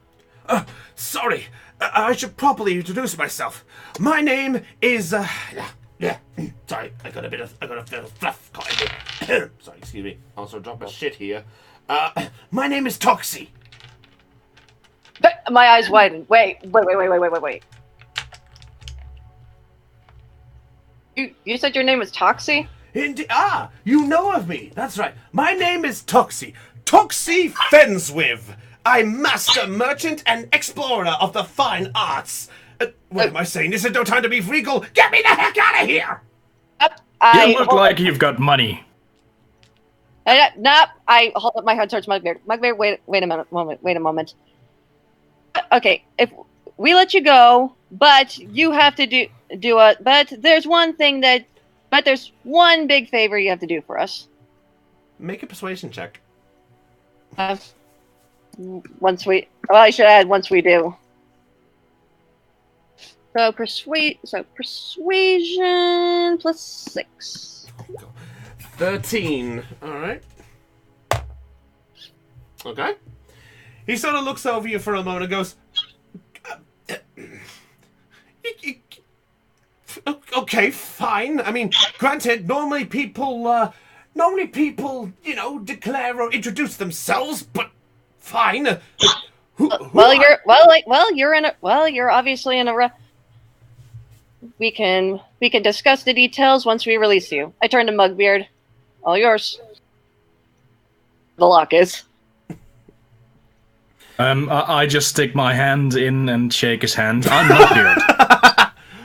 He looks over you just nervously and goes, I'm Toxie. A pleasure? At least someone has manners. Okay. I then pull out my normal dagger. Okay, stand aside.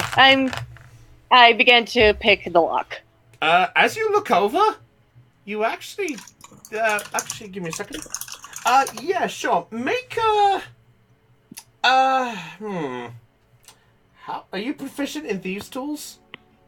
No, I am. No, I am not, and I'm just using my dagger. All right, then I'll allow you to pick the lock with a d20 plus your dexterity. Okay, you've allowed me to pick the lock with my dagger before. Yeah. Just this is a wooden cage, not a steel one. 20. Yeah. You easily pick this lock, and this wooden door just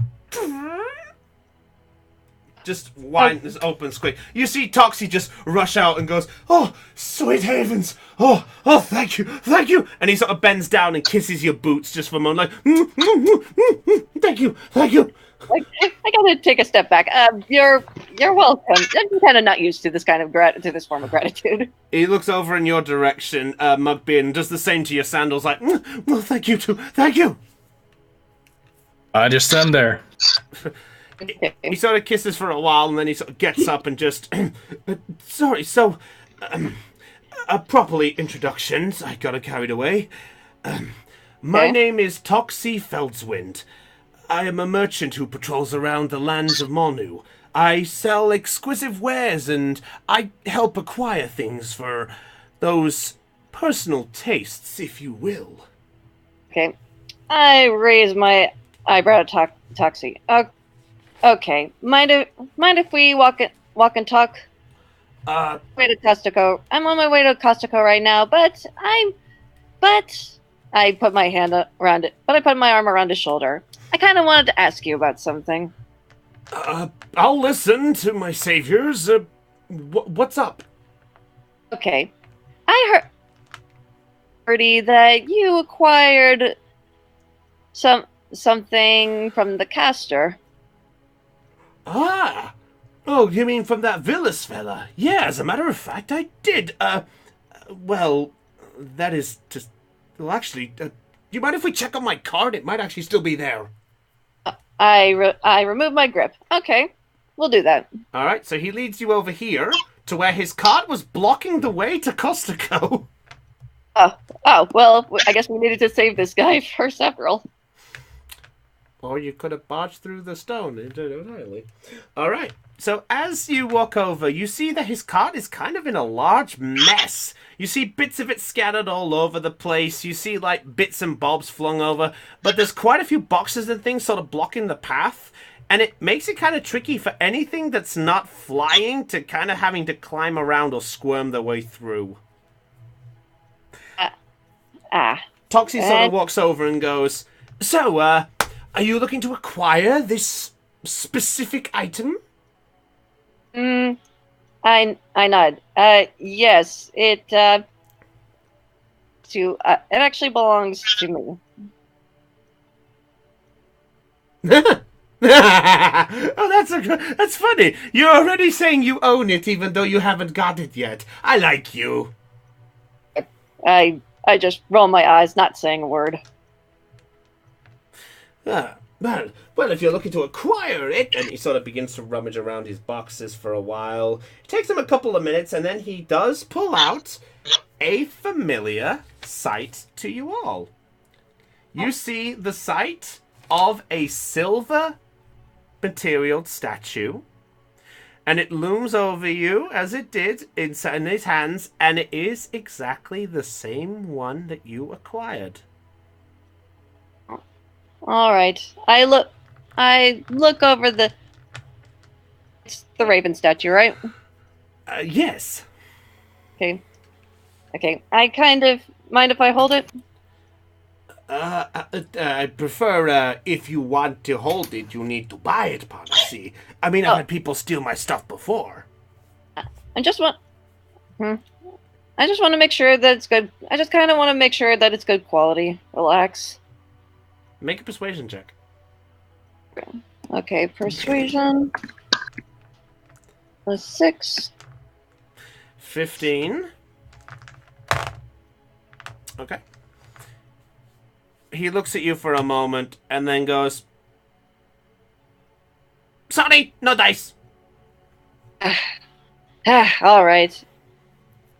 And then I kind of look through my coins. How much for it? For you, let's see.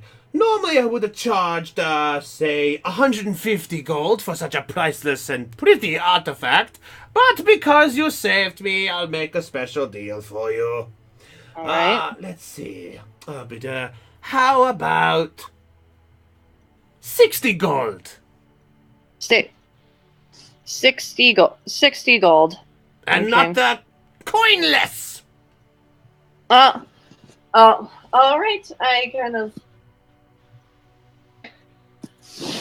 of look over at Mugbeer and whisper to him, "You got 30 gold to spare?" I'm not going to pay gold for something that's ours. Well, Yeah. I'll tell Okay. you what, though. Since you seem to proclaim that this is yours, do you have any proof that you know that this is your personal possession? I nod. Cool, As a matter of fact, The note. Chopper? as a matter. Note.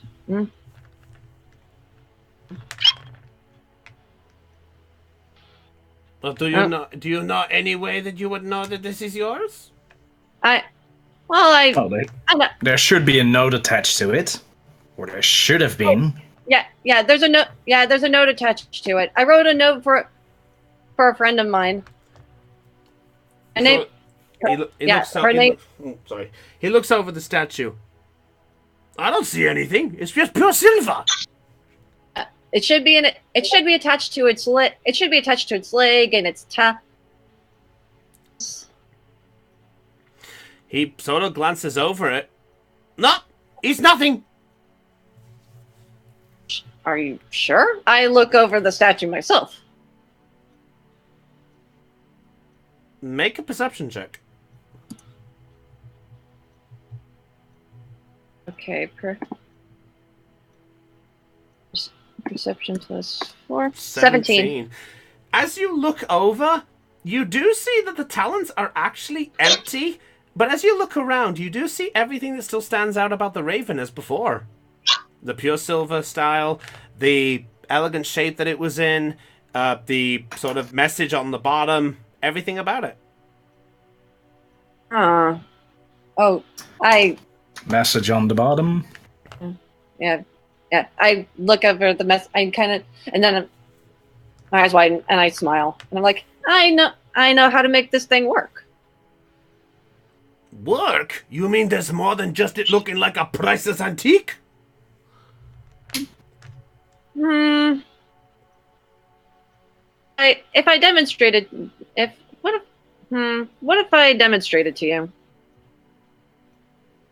How exactly? Okay, I kind of look over at Mugbeard, just kind of giving him a look like, should I do this? Oh, let's do it. All right, I nod. And I just say, winged voice. As you say the first phrase, it slowly begins to shake. Okay. He's sort of- Voice. As the second one occurs, he sort of looks over like, what in blazes? Then I smirk, and then I say the final thing, winged voice. And at that point, the statue glows, and with it, you then watch as the wings soar out, and the statue once again transforms into the familiar style raven. And there in the talons, you see the message still gripped, or you rather see a piece of paper in his hand, and it sort of circles around, and at that point, he looks at you, and it's just like, I smile and kind of lift my arm out to it. and it flies over and just sort of nestles itself on the arm, just sort of like, All right. you watch Kinda give it a little- you watch Toxie just sort of eyes widen at this point. He looks and goes, well, Hi there. hello there. I'll be an orc's uncle. See? I kind of chuckle at that statement. I was actually raised by orcs, so that's not too far-fetched.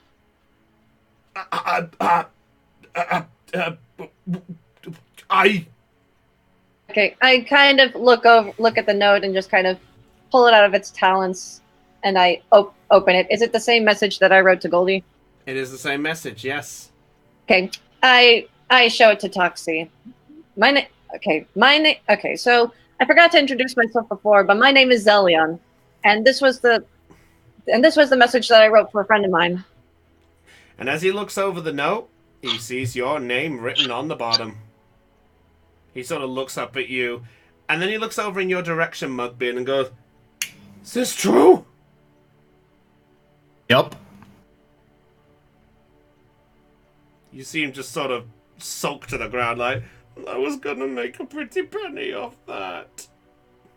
Okay.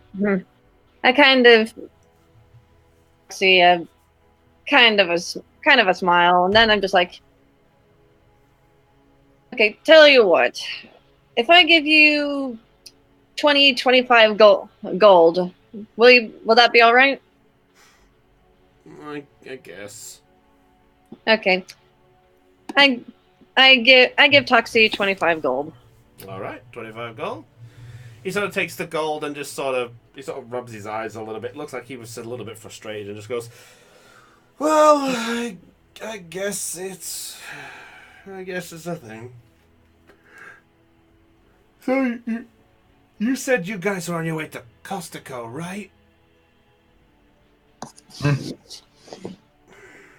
Well, I was heading in that direction, so concerning those stupid gnolls took off on the horse, I don't really have much a way to take this thing, so if you give me escort to Costico, then I'll take this without much regret. All right.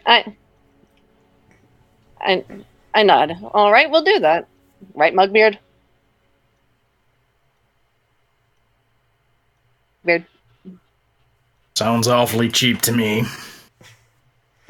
I whispered to him, we don't have much choice. Well, we can leave him to himself. Yes. And what if the gnolls come back? Well, he should have hired us then. Okay, I raise my hand up. I'm going to escort him.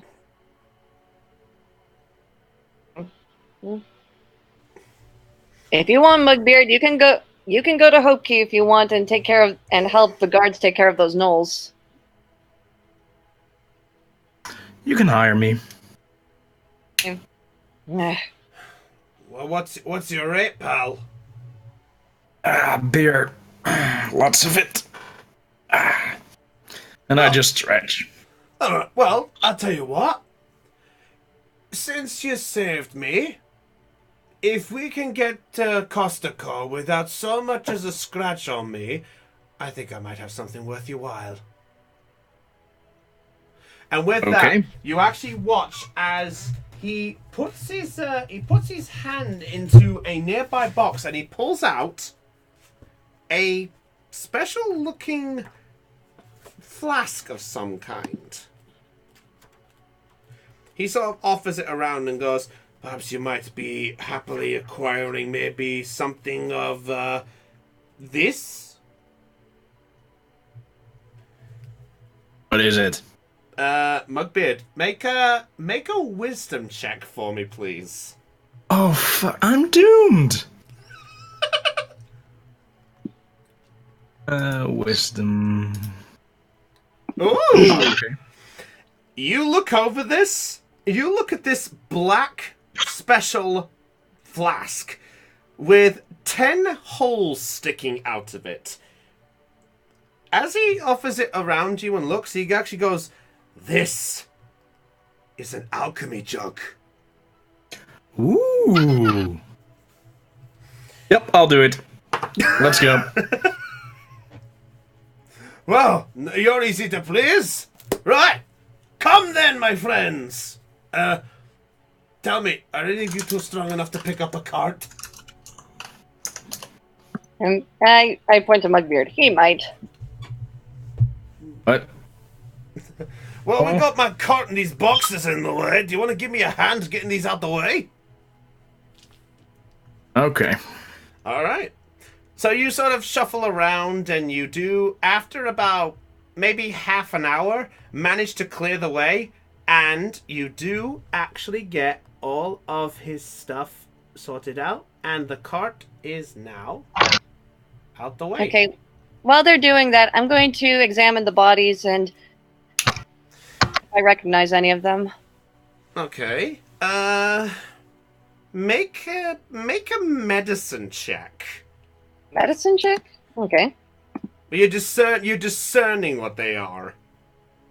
Or who they are. Yep. 17. It's hard to get a figure exactly, but one of the figures does strike you as familiar. One of the figure that is here is actually one of the two guards on the cart that drove by you and paralyzed Magnus.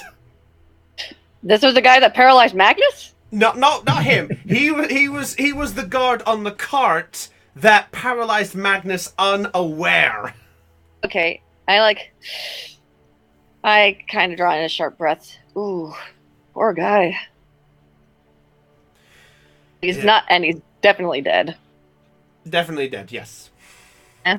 What about the other two? They don't look familiar to you.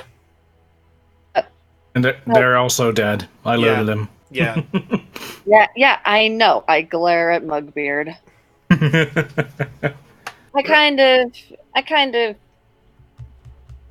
I just kind of close their eyes. I just kind of close their eyes and kind of give a slight prayer. And just head back to the cart. All right. So at this point, reworded. The guide was on the cart with the same guy who paralyzed you. There you go. All right. Really? So at this point, he looks at you, and you see Toxie just look at you and goes, "Yeah, it's a shame. Well, we best get going then. Come on in, my friends. To Costacon!" Yep. Woo! All right. So as you guys make your way towards Costico, the sun is slowly going into the afternoon at this point because it is sort of coming up to there. But now we're going to go back a few hours as the team heading to Noir has a situation of its own. Dell, Mugbeard, Dell and Raven, you two can take a break. Okay. And now we move back to a couple of hours later. We go back to the team that was heading to Noir. So, the team that was heading to Noir. I really wish you guys had a fucking name. Makes things easy, yeah? As you guys making your way down the road, you noticed just out the corner of your eye for some of you that there was a rustling coming from the bushes, and some of these sort of animal-esque humanoid figures come out of the bushes. They appear towards you with large clubs in their hand, and you see the four of them look over at you, sort of this. And it's there you watch as one of them then comes out to greet you in the middle of the pathway. He looks over in your direction, and he looks at you, Magnus, for a moment. He raises the club and goes, "Halt!" And what are you supposed to be? I'll be back in a bit. I'm gonna hop back onto my computer, okay? All right. My name, Mayhem, leader of Bugbear Tribe. You trespass on our property. Is there a toll I can pay to get past you? You watch as the rest of them all just sort of. I mean, isn't there a bridge nearby? I'm pretty sure you should go back under it. Magnus, I don't think this is the time to be insulting them. We're surrounded. Yeah, you True. you actually now all look and you notice that you are surrounded in all the directions at this point. I mean, I should go back under my bridge. He looks over at you, Ursula, with a slight smirk. This guy, he sword wielder or clown? He's funny. Both, if necessary. Agreed. What? You clown? More like sword wielder. Also, again, clown when I need to be. Fine. You like that? Toll needed. And he looks over. How much is the toll? Oh, how much? What you got worth?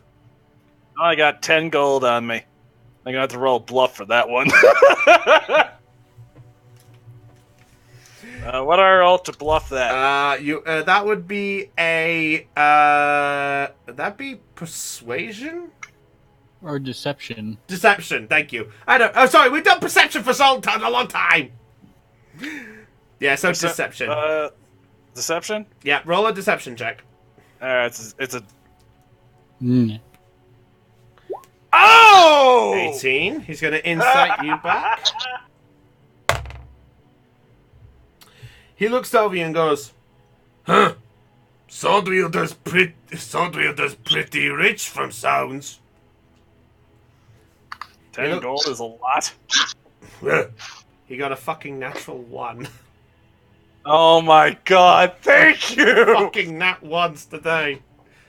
He sort of looks over you just for a moment and goes, "Come then, pay." How much would you be taking? I take all money, anything value. I'll give you half. Can I interject here and cast suggestion? Okay. Second, you absolute genius. Make a sleight of hand check. Second, Okay. you're a genius. I just want you to Yeah, know that. make a sleight of hand check to see if you can cast it without being noticed. 17. Okay. Nice. He's got okay. I'm gonna roll for the two who are looking over in your direction, Secton. The first one fails. And the second one fails. So, well, they are... you're missing it. They're just trying to persuade the guard. So, Secton, you cast suggestion on the one blocking the path? Yes. Okay, what do you suggest? Please just take half my gold. And by half the gold, I mean the 5. I said I had 10. I said I had. Please. This is down to Secton. This ain't your wording. Cool. I know this is meta thing. Cool. Meta hawk. I would probably say half should be enough. That's more than enough for the likes of you. Or not, how would I put that? That's more than enough for someone of your Stature. of your tradings. Mercantile skills. Yes. Okay, give me a second.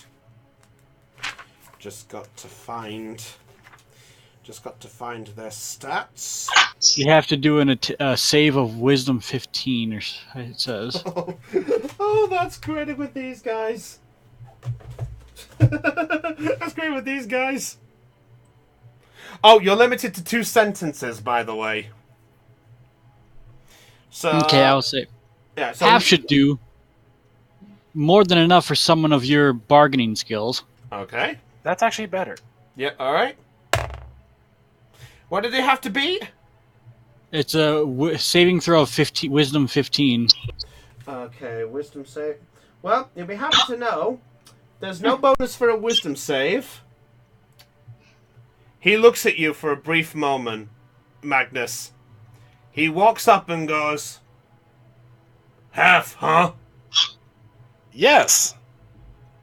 This is unaware to you, by the way. This is unaware to all of you, by the way. Huh? Fine. He got a 12 plus 1. Got a 13. Motherfuckers. I cannot believe we just got out of a fight. You fucking... Ah! I planned this fight! Wow. Bribery. It usually works. Wow. Mugbeard and I struggled. I fucking hate What is this, Panama? I fuck... Guess you're gonna have to find another way to screw us over, Brownie. The DM will remember this. Damn it, and I was looking forward to the fight, too. I had this fucking planned out. Honestly. He looks up and holds his paw. You see him holding out his giant paw-like hand, which surprisingly is human-like, but with bear-like fur sticking off it. Think like hairs that stick on the back of a hand for most males. It is essentially looking like bear fur rather than hand fur. He holds his hand out and goes, all right, half from all of you. What? I knew there was a catch. He said half from him. Therefore, he passed through. Lot of you have paid too. What if I give you the rest of my gold, and you let everyone through? How much half you got? I got 10. So you have 2-5. You plus 1. That, he looks over at his friend. What does 1 plus 1 equal? I think that equaled 2. 2! Oh, for crying out loud. Welcome back, I'll Lena. give you 2 gold per each of us to let us through. That includes the scorpion, by the way. The scorpion is technically an animal. At this point, the one at the back looks over and goes, huh? Scorpion? Boss? And you see the boss look over and goes, huh? Alive or dead? Honestly, I don't know. It's been a while since I've seen it. I look over. Probably dead. Oh, no, he's not dead. I know that. I'm bluffing. The bugbear at this point, the one over here, makes its way over to the back of the cart. Oh no. Please, I just kind of eye him as he does. Please, He looks down at you and goes, friend of yours? Who's asking? I am. Named Crusher. Crusher, huh? Yeah. Why, you want to know why Crusher? Maybe. Maybe not. We don't know. We'll see. Depends on if your boss lets us pass or not. He sort of looks over in your direction as you got spunk! Me like you. I get told that a lot. Thank you. He offers his giant hand out, almost like a handshake at this point. I hesitantly take it. Ursula.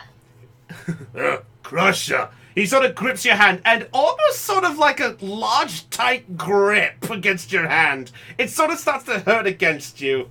And he sort of lets it go and goes, didn't hurt too much. No, not at all. I lie. He then comes over to the scorpion on the back, and he sort of reaches in with his claw to touch the back of the tail. I wouldn't do that if I were you. Barks could get a bit, feisty when he's touched from behind. Sparks? This thing got Yeah, that's name? the name of the scorpion. Yeah. Why name thing dead? Sentimental reasons. Ah. In tribe, Dead thing, put in ground. Smash ground. Honor, bash it down to hell. What? I may have just started a fight. Oh, okay. Somebody's a little on the feisty side. Yeah. He sort of looks up and goes, me honor by your friend. Me put in ground, bash to hell. Honor him. I started a fight. Why'd you bring up the Oh, no. scorpion like this? No idea. Should have said it was alive. Big mistake. Why'd you even say anything about it? They didn't even notice it. The leader at this point looks over and goes, what trouble? No trouble at all. Just trying to keep our scorpion for our friend here. Yes, it's actually my dinner. You Magnus, you idiot! Make a deception check. Magnus, there are tons of Fuck! stuff. He looks over you for a moment and goes, first friend, then eat friend. Me smell trouble. I'm a half-orc. It's what I do. I eat the hearts of my enemies. Magnus, just... Your enemy, huh? You're not my enemy. Oh god. I kind of put a hand on my dagger. This is gonna get messy real fast, isn't it? I'm sorry. Magnus, kindly shut up, will you? At this point, and yes, it's thanks to Magnus. I need you guys to roll initiation. I know Of course. There we go. I should have figured. Okay, let's just kill these guys and get it over with, please. I'm sorry, you brought this on yourself. Yes, I know. I brought this up myself. Nice. So the DM was looking for another way to screw you, huh? One of the players did that already for me. Whoever goes first, highly consider shooting Magnus. All right, I'll have to get my list again. I'm dead last, so... Okay, so I'm gonna roll for 1. Okay, all right. I mean, there was a reason I went ahead, so I didn't have to get into a situation like this. Well, you brought this on yourself, dude. Yeah, I know. That's why I went ahead in the first place. All right, so 25 to 20. Oh dear. 15 to 20. 15. 15. 15. So Secton and Ursula tied. In fact, to be specific, okay, 1 second. All right, Ursula and Secton. Okay. All right. 10 to 15. Really, with 14? 14. Anyone else? Oh dear. 6 to 10. I have a 9. A 9. Oh, okay. Wait. Magnus, what did you roll? A 4. Oh! Karma! Kinda deserved it. Okay, well... You kinda did. Okay, well, let me just do one thing first, just to label the difference so people know here. Okay, oh. Alright, boop! And boop! Oh wait, what the hell? Is it not showing up? Oh my god. Oh my god, what the hell? Game? Game, what are you doing to me here? What's going on, Chris? I'm, trying to do something here. Is it bugging out? Bug!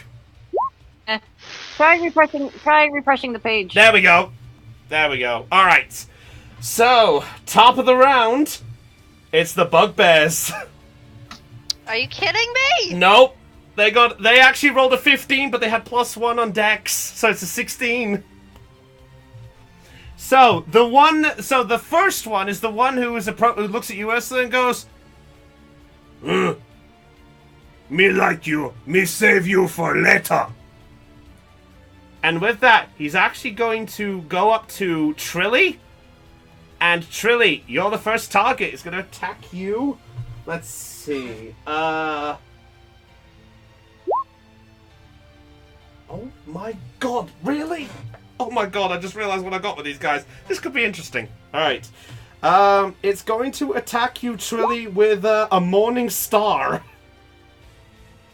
Lee. Alright. That is a 13 to hit. That misses. Alright. So it lunges forward with a giant club and plop, smacks into the ground. You watch as bits of gravel fly off in the impact. And he goes, Ursa, this why called Smasher. Charming. Alright. The second one, noticing the situation, 5, 10, 15, is going to make a strike at Secton. Let's see. Okay. Motherfucking piece of natural 1! Where's my dices this evening? So it goes for the strike and into the ground again. Just missing you, Secton. You actually watch as the gravel flies off. It just looks at you and goes, huh? You first. I don't say anything. Alright, and this one here, noticing this is like, hey, let me show how done. 10, 15, and is going to actually make an attack on Trilly again. With the second one. That is 16 to hit you. 16 is what it needed. Oh, yes. Then you're gonna love this. It's 2d8. Oh, this feels great. Alright. I'd like to use my +1 from cheating. Can you do that? No. Well, you'll be happy to know, Trilly, that you take 14 points of bludgeoning damage. Yeah, I deserve that. Yeah, so how done. Trilly, as you dodge the first one, you turn and you watch as the second one smacks you into the head, almost flat into the ground. And with that, he looks at you a lot. Alright, that's it for their turn. Ursula, Secton, you're both tied on initiative. I will allow either of you two to go first. Normally be the higher dex, but because of this, I'll allow either of you two to make the move first. Second, is it alright if I have a shot at it? I have an Sure. idea. Yep. Alright. I'm just gonna crack my knuckles and pull out my staff of Jirai, and I go, hey, Crusher! You wanted to know if Sparks was dead or... Let's find out together! And I swing the cage of Sparks open. Okay! Oh no. Okay! That's a pretty ballsy move. Make a strength check to see if you can bash the door open. Alright? With the Let's empty see. separate drive. Chris, can I make a statement, please? What's up? Plus... What Ursula decided to do was a pretty ballsy move. I'd There say we so. go. 17 is what you needed. So, Oh, really? yeah, 17 was what you needed. The cage flies open, and you watch as Sparks turns around like, "Rah!" Come on, buddy. We need your help. I'll allow, because you got it open, I'll allow you. You'd have to use your action if you want to command it to do something. Sure. Alright, what are you going to I command it? think I could do... Isn't one of my bonus actions cunning action? I could take a bonus action on each of my turns. Providing it... Does it count? Let me have a look. It looks like I can do dash, disengage, or hide action. I think because you're I a guess rogue. I don't think it counts. Darn it. I think the only thing that counts is because you're a rogue. I think hide counts as a bonus action. Eat the gem in the last session. It did. Let me check on rogue. This is new for me. Let me have a little look.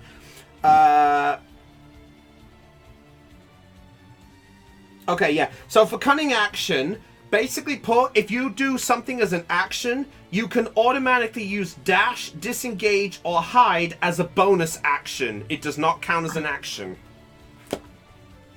So in other words, you can use your command to do something, to command Sparks to do something. After that, you can either back away from an enemy, hide, or run. I think I'll just use my second action. All right. What are you gonna use? What are you gonna? You're going to try command the. You're gonna try command it. Or you're just gonna command, just kind of plead with him, I guess. Okay. I don't know. I'm just trying to be impressive when I'm not. All right. I believe Ursula's using the useless staff to bludgeon the cage open. Yeah, that's right. Well, Ursula, as you try and command it, the staff has no reaction. I wasn't really expecting any. Is that it for your turn? Yeah, I tried. All right. Well, right now the cage is open for a giant scorpion. All right, Secton, you're up next. I'm going to hit a. Let's see.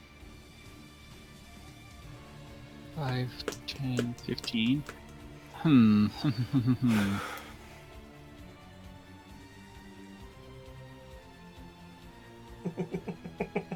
You thought you were safe, but it was me, Dio! Did I throw you guys off or something? Well, you opening the cage was a complete ballsy move. I'm going to cast Scorching Ray at level 3. Okay, where are you casting it? One at each of the bugbears. Okay, so there's a save, I think, right? It, no, it has a, hit. Oh, so basically you roll, so what that is you roll a d20 and add the hit.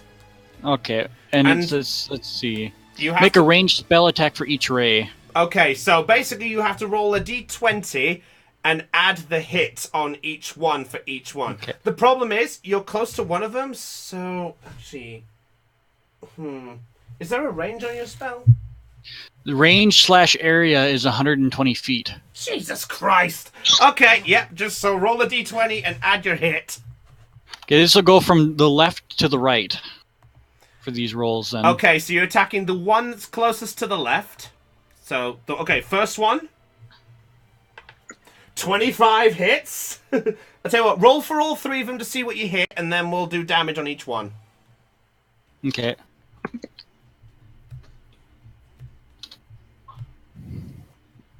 Okay, so 19 hits on the second, 12 does not hit. Okay. Alright, give me a second. Okay, and... Alright, roll damage for the first one. Let's see. See how this goes.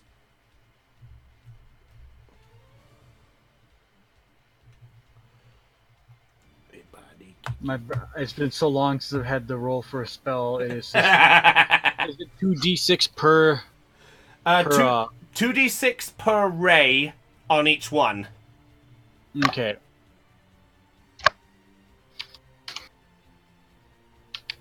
If I've done that wrong, then we do it as an exception. Now, Jesus Christ! 7 points of damage for the first one. Well, the third one doesn't hit the target. Remember?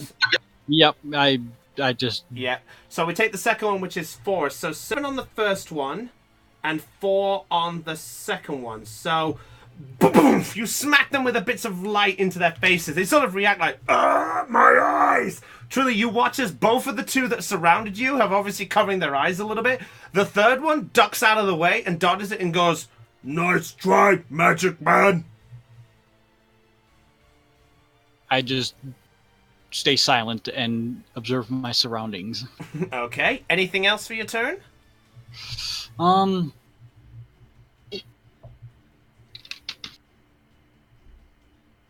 see.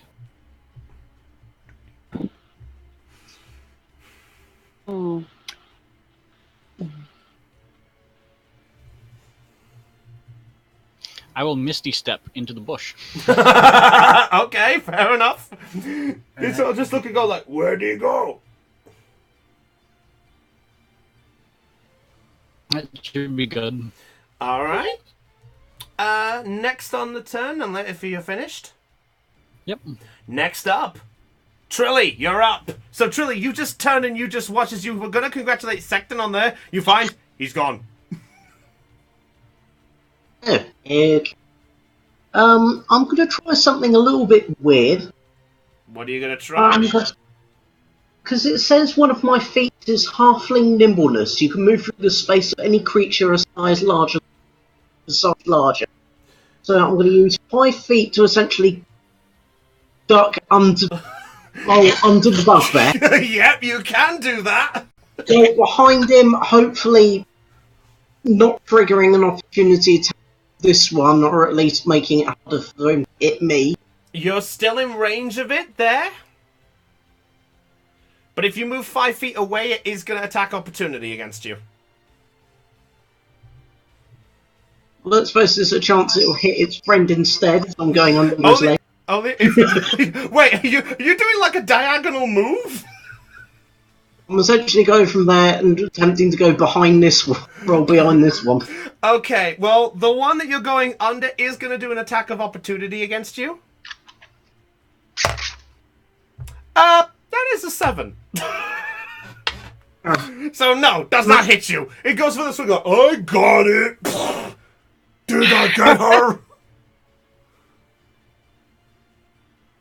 He sort of looks at the Okay, ground like, I'm going to pull out my daggers and I'm going to attempt to stab this one in the arm. oh, Trilly with the daggers.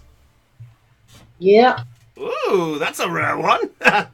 Just saying, she was gonna stab him in the butt. They can't tell. Yeah. Either way, stabby, stab, stab. Well, I was going to aim for something else, but I was trying to keep it PG. 14 to hit. I thought Trilly said that she was going to stab it in the eye. No, 14 misses. You go for the strike, and it's like, no. So you actually go for the dagger, and it moves its hand in confusion. You whack against the small part of shield on its arms. It's just like, huh? What that? Is that it for your turn? No, I've got extra attack, so I will, with the other dagger in my hands, I will attempt to stab him again. Alright, roll for the attack. 19 hits, roll damage. This guy hasn't been injured yet. Actually, he has been injured. He got injured by Sexton's Scorching Ray. Ah. Oh no. I just realized what's going to happen here. Right, let me just add a D8. Okay, I'm going to throw my Colossus Slayer on top of that. I should have hit his mark. Yeah, but so that's 9 points stabbing. 9 points of piercing damage as flat you pierce into Crush's back like, oh, nimble little pet. I remember why I didn't hunt as much. I will use my bonus action to weapon hunting, and I will go back to the first dagger and attempt to stab him again. Wait, you're going for one more attack? Yeah. You get 3 attacks? 2 from the action, 1 from the bonus. Oh my god, go for it then. That's 14, I believe that missed. 14 misses, yeah. You go for the attack, and it's this time ready for you as it moves out of the way like, nimble. Alright, is that it for your turn, dude? Yep. Alright. Topaz, you're up next. Well, hang on a second. I gotta wait for this thing to load. It decided it wanted to freeze up on me. Oh. I'm sorry about. Hey, I'm sorry about this. Okay. It's all right. Bugbear's secret trick: technology freeze. What technology? Wait, where is that listed? I'm just kidding. Secret skill of Bugbear tribe. We mess up computer. We mess computer. We no get hit. That's where the bug part comes from. Damn it! He took my joke! I was just about to say it. Welcome to Amateur Hour, ladies and gentlemen. I hope you enjoy the ride. Believe it or not, I'm actually just about to I'm getting tired of getting woozy for the last hour. You drank the whiskey. I didn't. Oh, for the record, no, I haven't actually drank the whiskey yet. I woke up at 4 in the morning. Chopper, I thought you said you weren't gonna get drunk on streams anymore. I'm not drunk yet. He's I'm not tired. drunk. There's a difference. Tired. There's a difference between drunk and tired. Thank you. Anyway, you okay there, Lena? I think so. At least I hope I am. Alright. Hang on a second. Let me try something. Let me try duplicating and see what that does. Alright. Fortunately, I By have the way, yeah? sorry, by the way, I might have to drop my volume in 2 to 5 minutes because my dad is coming home early. My dad. My dad. And I'll be dead. Okay, fair do. If so, we might have to pause the fight. I never thought we'd actually have to do it again. No. We can continue the fight. I just have to drop my volume. That's fair enough. Any idea why you have to drop? Any idea why you have to drop your volume? Yeah, her mum and dad have to come home, and unfortunately, they're not fans of this. Yeah, little bit of personal problem there. They have trust issues. And more specifically, my dad hates anything social media, so I found loopholes, hence why I'm here. Without them being here. Oh, okay, gotcha. And let's just continue with the fight quickly. As quick as we can, yeah. Yeah. Alright, Okay. you loaded up yet, Lena? I'm beginning to hate this thing right now. Well, as a matter of fact, I have your list of things here if you want to give them a shot. Okay. So, you've got your options. You can either attack with the double-bladed scimitar, the unarmed strike, you've got your claws. If you really wanted to, you also have your spells available too. Well, it's not D&D Beyond I'm having a problem with. It's Roll20 that's giving me the issue. Alright, well, in that case, can you at least see anything of the screen right now? No. Right, okay. Let's see. She's in range of all of them, so Yeah. So if anything else, you could just tell me where you want to go, and I can move the character for you. I know. This con. I want to beat this with a baseball bat. It's peanut butter jelly with a baseball bat. Old memes. How long has that meme been dead anyway? Too long. Let's see, about 10 years now. Let me wait. Let me try reload again. While this is going on, I am just loading This up. is really starting to piss me off. No, Try refreshing the page. That's what I was trying to do. Alright. I'm sorry for the delay, ladies and gentlemen. It's fine. If anything else, as I say, I can move the character for you if you've got your actions. Just, did you at least have a plan in mind what you wanted to do? Okay, well now, what are we attacking? Let me start with that. Okay, well right now you've got 3 bugbears to the left, and then you've got the chief, who's quite a bit in front of you. You can reach either of them, for the record. Okay, so I've got 3 of them to the left of me. Yeah, 3 on the left of the cart, you're on the right, and there's the chief that's straight ahead, that's close to where Magnus is. Okay, what's their max hit point damage? Like, what's their maximum amount of hit points? I'm not allowed to mention that bit yet.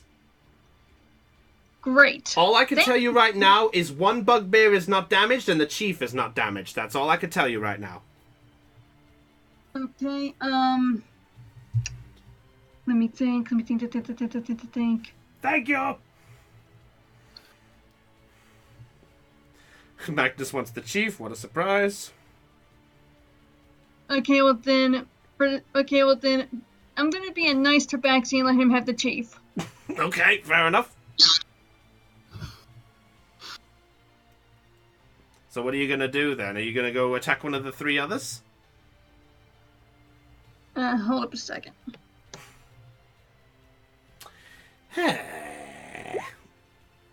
Okay, hopefully if I Okay, there we go. Now I'm golden. I had to like close it down and reopen it. Fair enough.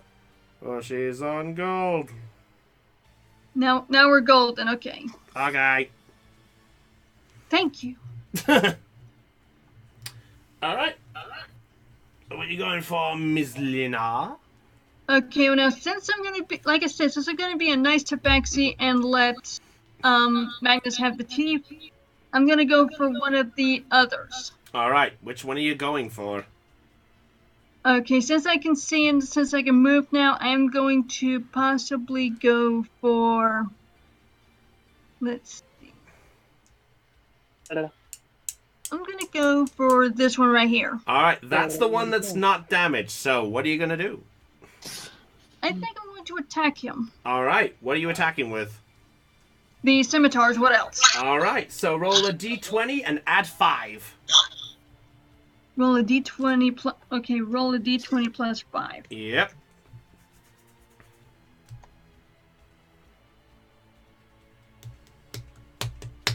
Okay, let's see what this gets me. 8. 8. No, you strike with the first strike. He sees you coming and just like, oh, booty tat. Bastard. Well, you actually do have extra attack, so you could attack again if you wanted. Okay, do I roll another plus 5? Yeah, d20 and plus 5 again if you want to do that. Okay. Let's see if we get a hit this time. Probably not. 18. Yeah, that hits. Yeah, So, I thought it was going to be another low. You know what's funny? I thought it was going to be another low number. not this time. Okay, so it is 2d4 plus 2. Okay.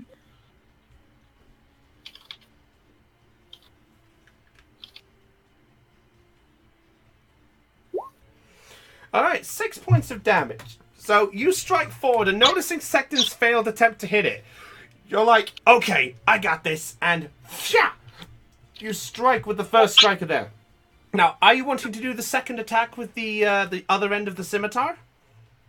Yes. Alright, so you do another so it's another bonus, you do another d20 plus 5 again, but this time it is a d4 for the damage. So you do a d20 plus 5 to see if you hit with the other one. Okay, hang on a second.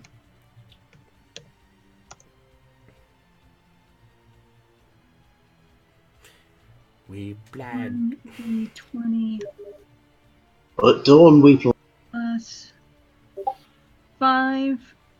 Who's being Okay, passed okay, on Steam? Okay, now let me ask you a question. Do I do this separate from the damage? Yeah, so d20 plus 5.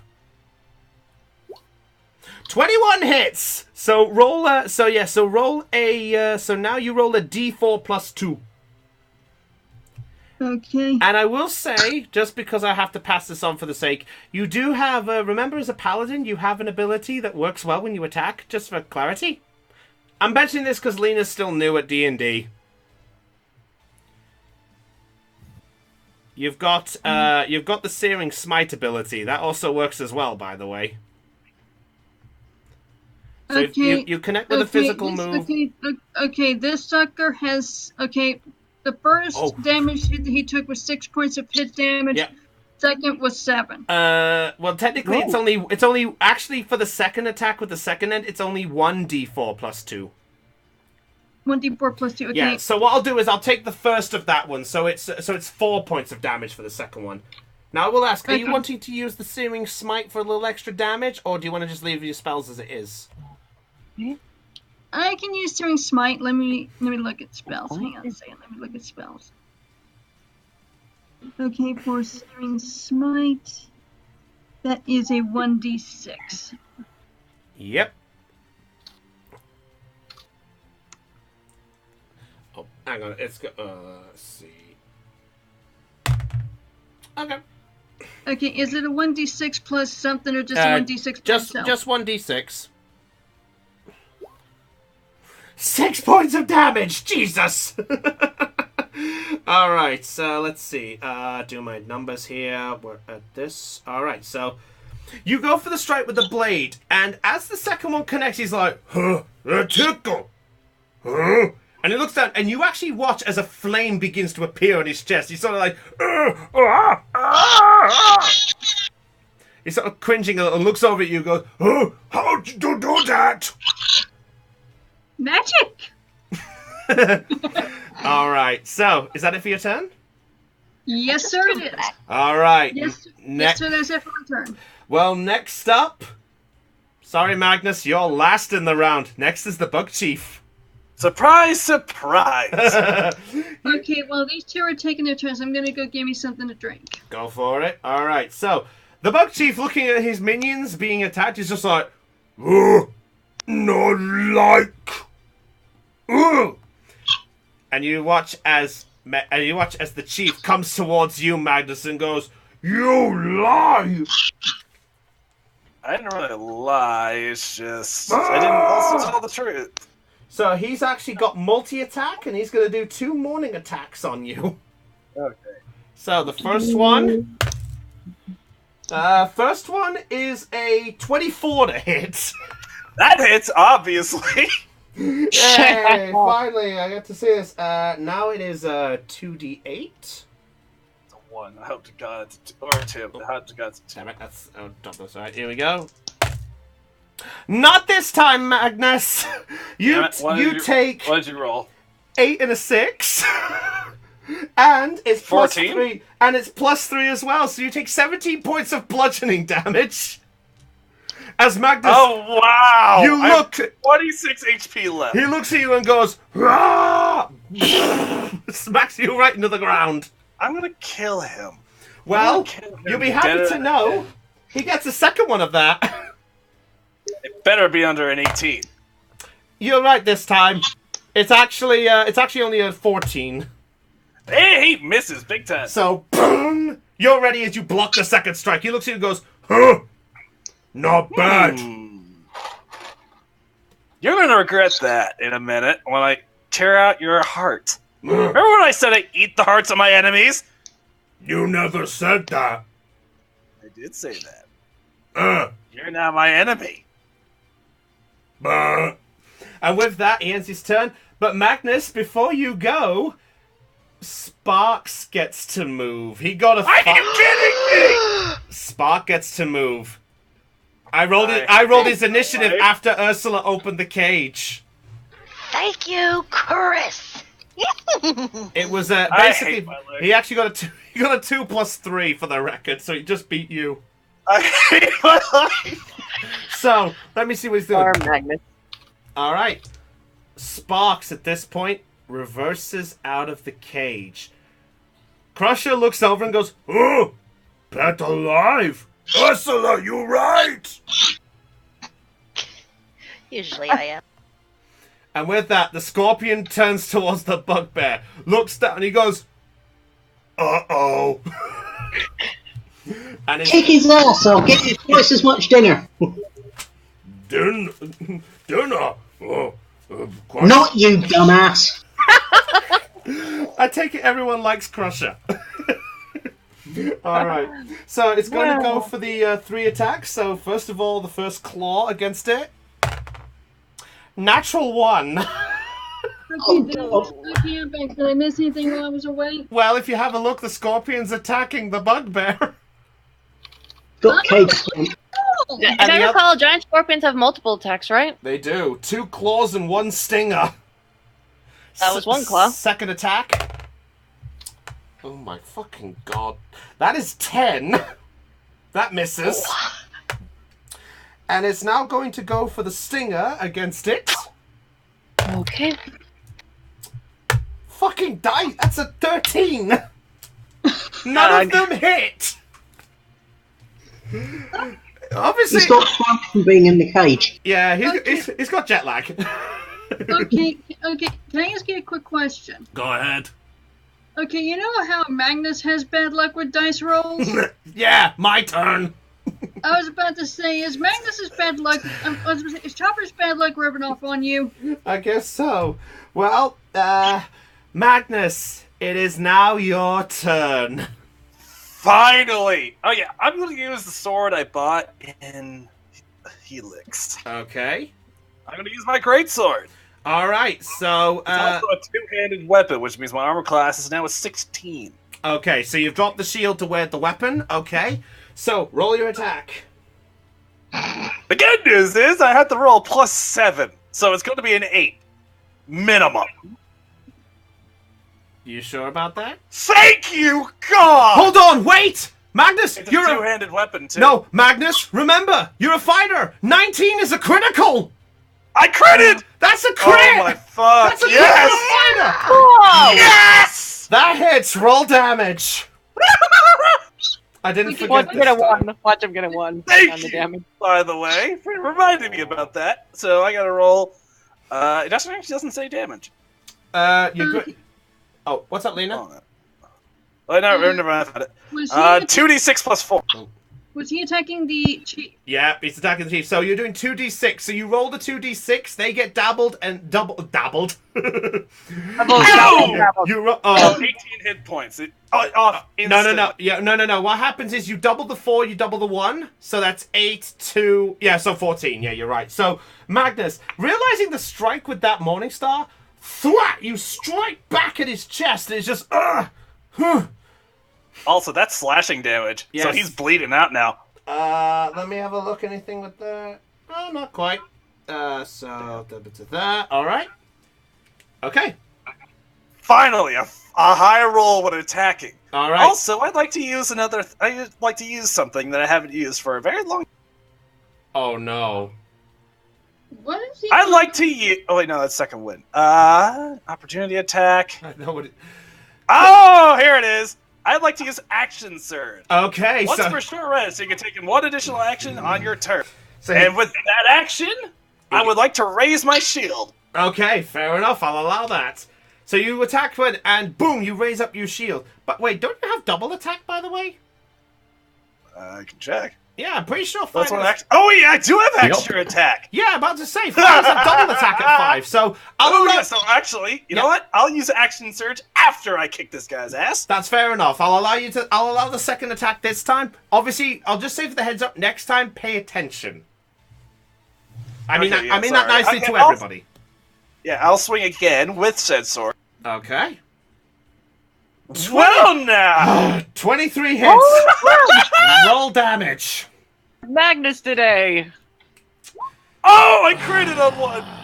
This is... Max and minimum. And I don't... Oh, yeah, so it's 11 more hit points of damage. So not only did I just do 24 hit... Wait, no, 25 damage on the guy. Thank Oh, you. Magnus is a Let- little let- fuck.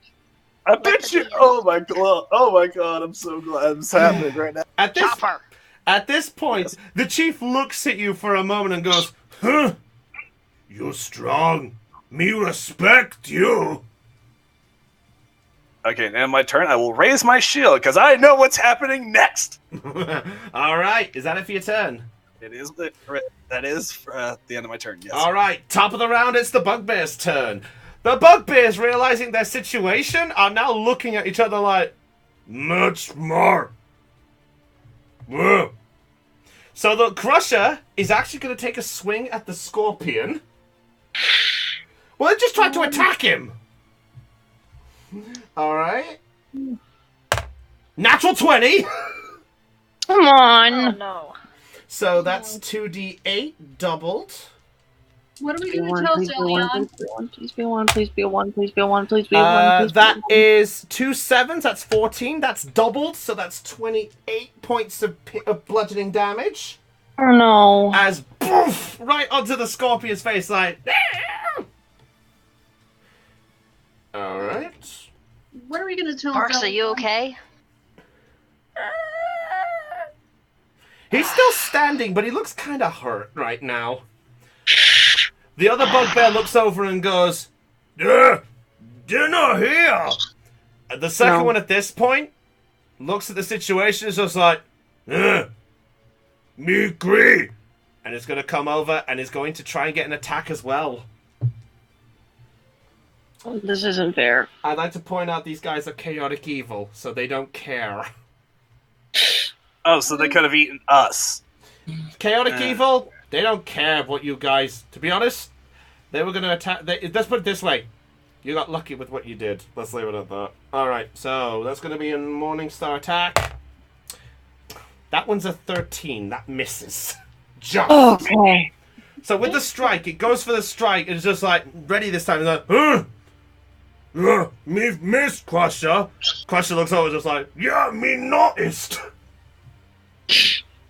Alright, and the third one, noticing you, Topaz, is actually going to make a strike against you. But first, because you hit it with the burning attack, it's just going to make a Constitution save to see if it's still on fire.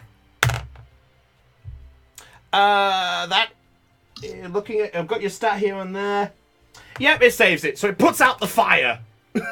so it's not going to take any more fire damage until you hit him again with more fire. So he looks down at you and goes,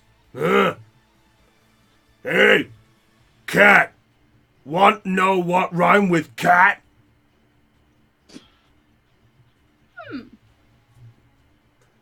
Word splat! And he's going to attack you with a Morningstar attack.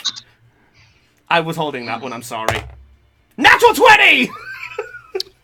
Oh, goodness gracious. The attacks are coming my way now.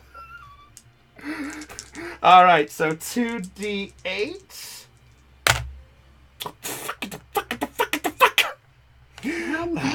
How many points of damage do I take? You take 18 points of bludgeoning damage. So I have a monster-sized headache. Pretty much, yeah. And looking at your hit points, you haven't got that much to go. Oh. All right. Oh, great. So with that, that's their turn. Next up, Ursula, Secton. You guys are tied. Go. Let's see. Who wants to go first? Second, you or me? It doesn't matter. Alright, well, I want to make Crusher pay for hurting Sport. So I just kind of eye him down. You're gonna pay for that. And I'm gonna draw my longsword. Huh? Let's see. 5. Just be aware, there is a giant scorpion in the way. So Crusher, just so you know, is this one here. I'll move. So the that one on the far left, that one's right? not crushed. Yeah. So the one that moved, by the way, just to let you know, That's that not one Crusher. that one moved is Crusher. Okay, so I'm just gonna kind of go over here. Well, technically, you're leaping over your scorpion friend, so you'd have to make a dexterity check to see if you jump him. Never mind. Okay, well now I know what I'm doing on my next move. Have your moves planned ahead. Don't say them out loud because I could actually counteract them.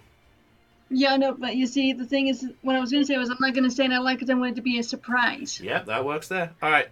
Okay, I'm going to attack with my longsword. Okay, which one are you attacking? Crusher. Okay. How much health do these guys have? We will find out in a minute if this hits, so roll your attack. Okay, hold on. Let me see. That's with a strength modifier, right? Yes, for longsword. And what's your question, Lena?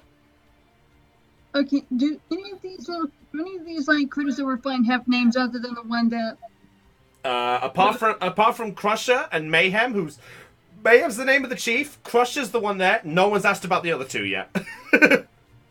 Okay, well then answer this one. What's the name of the one that just hit me? You'd have to ask that on your turn to get a name out of that one.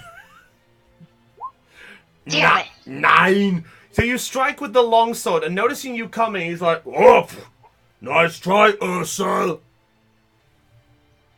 I just kind of glare at him. All right. Let's see. Let's see. Does magic count as an action, or specific magic can count as an action and can count as a bonus. You just have to look at your spell and figure out which one is which. I just If it's not attacked. specified, it's an action. Oh, there you go. I think I'm gonna throw my dagger at Crusher next. I think you. Do you have double attack with you as a thief, as a rogue? Hold on. Well, I have 2-weapon fighting, so if I you'd have to attack with 2 daggers in your hand. Since you've attacked with a longsword, it doesn't count. Yeah, that's a double-handed. Fuck. Yeah, sorry. Two-weapon fighting is where you attack with a light melee weapon. So a dagger does count as a light melee weapon. Yeah, but she attacked with a longsword. Yeah. Yeah, I'm not sure. Okay. Never mind. I guess I'll end my turn there. All right. Secton, you're up.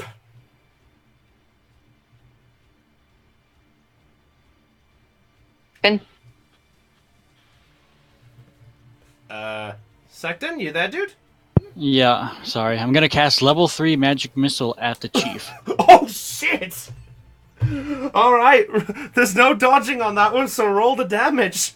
So that is 5d4 Oh my god. plus 5. Oh my god. Why do I get the feeling like these guys are gonna get 20 points of damage! Damn! So, Magnus, as you're basically recovering from getting smacked in the head and getting your shield up, just as you look at the chief, you then watch as he basically flies to the side because of 5 piercing magical blasts at the side of him, like... He's like, what hit me? And he sort of glances round to try to get a good glance at you. Okay, and I think that'll do it for me. Alright. Trilly, you're up next. Okay, bonus action Hunter's Mark on Crusher. Okay. And I'm going to whip out the daggers, and we're going to give them what for. Alright, roll for an attack. Okay, so Crusher is this one. the left. Okay, so first dagger with dagger. Natural 20! Oh! Yeah, it's this. Just this a reminder, Chris, I double all the dice, I Okay, believe. now I see. Oh, shit, yes you do! So that You doubled the dice for this one! Oh my god, this is gonna... This is gonna hurt Crusher.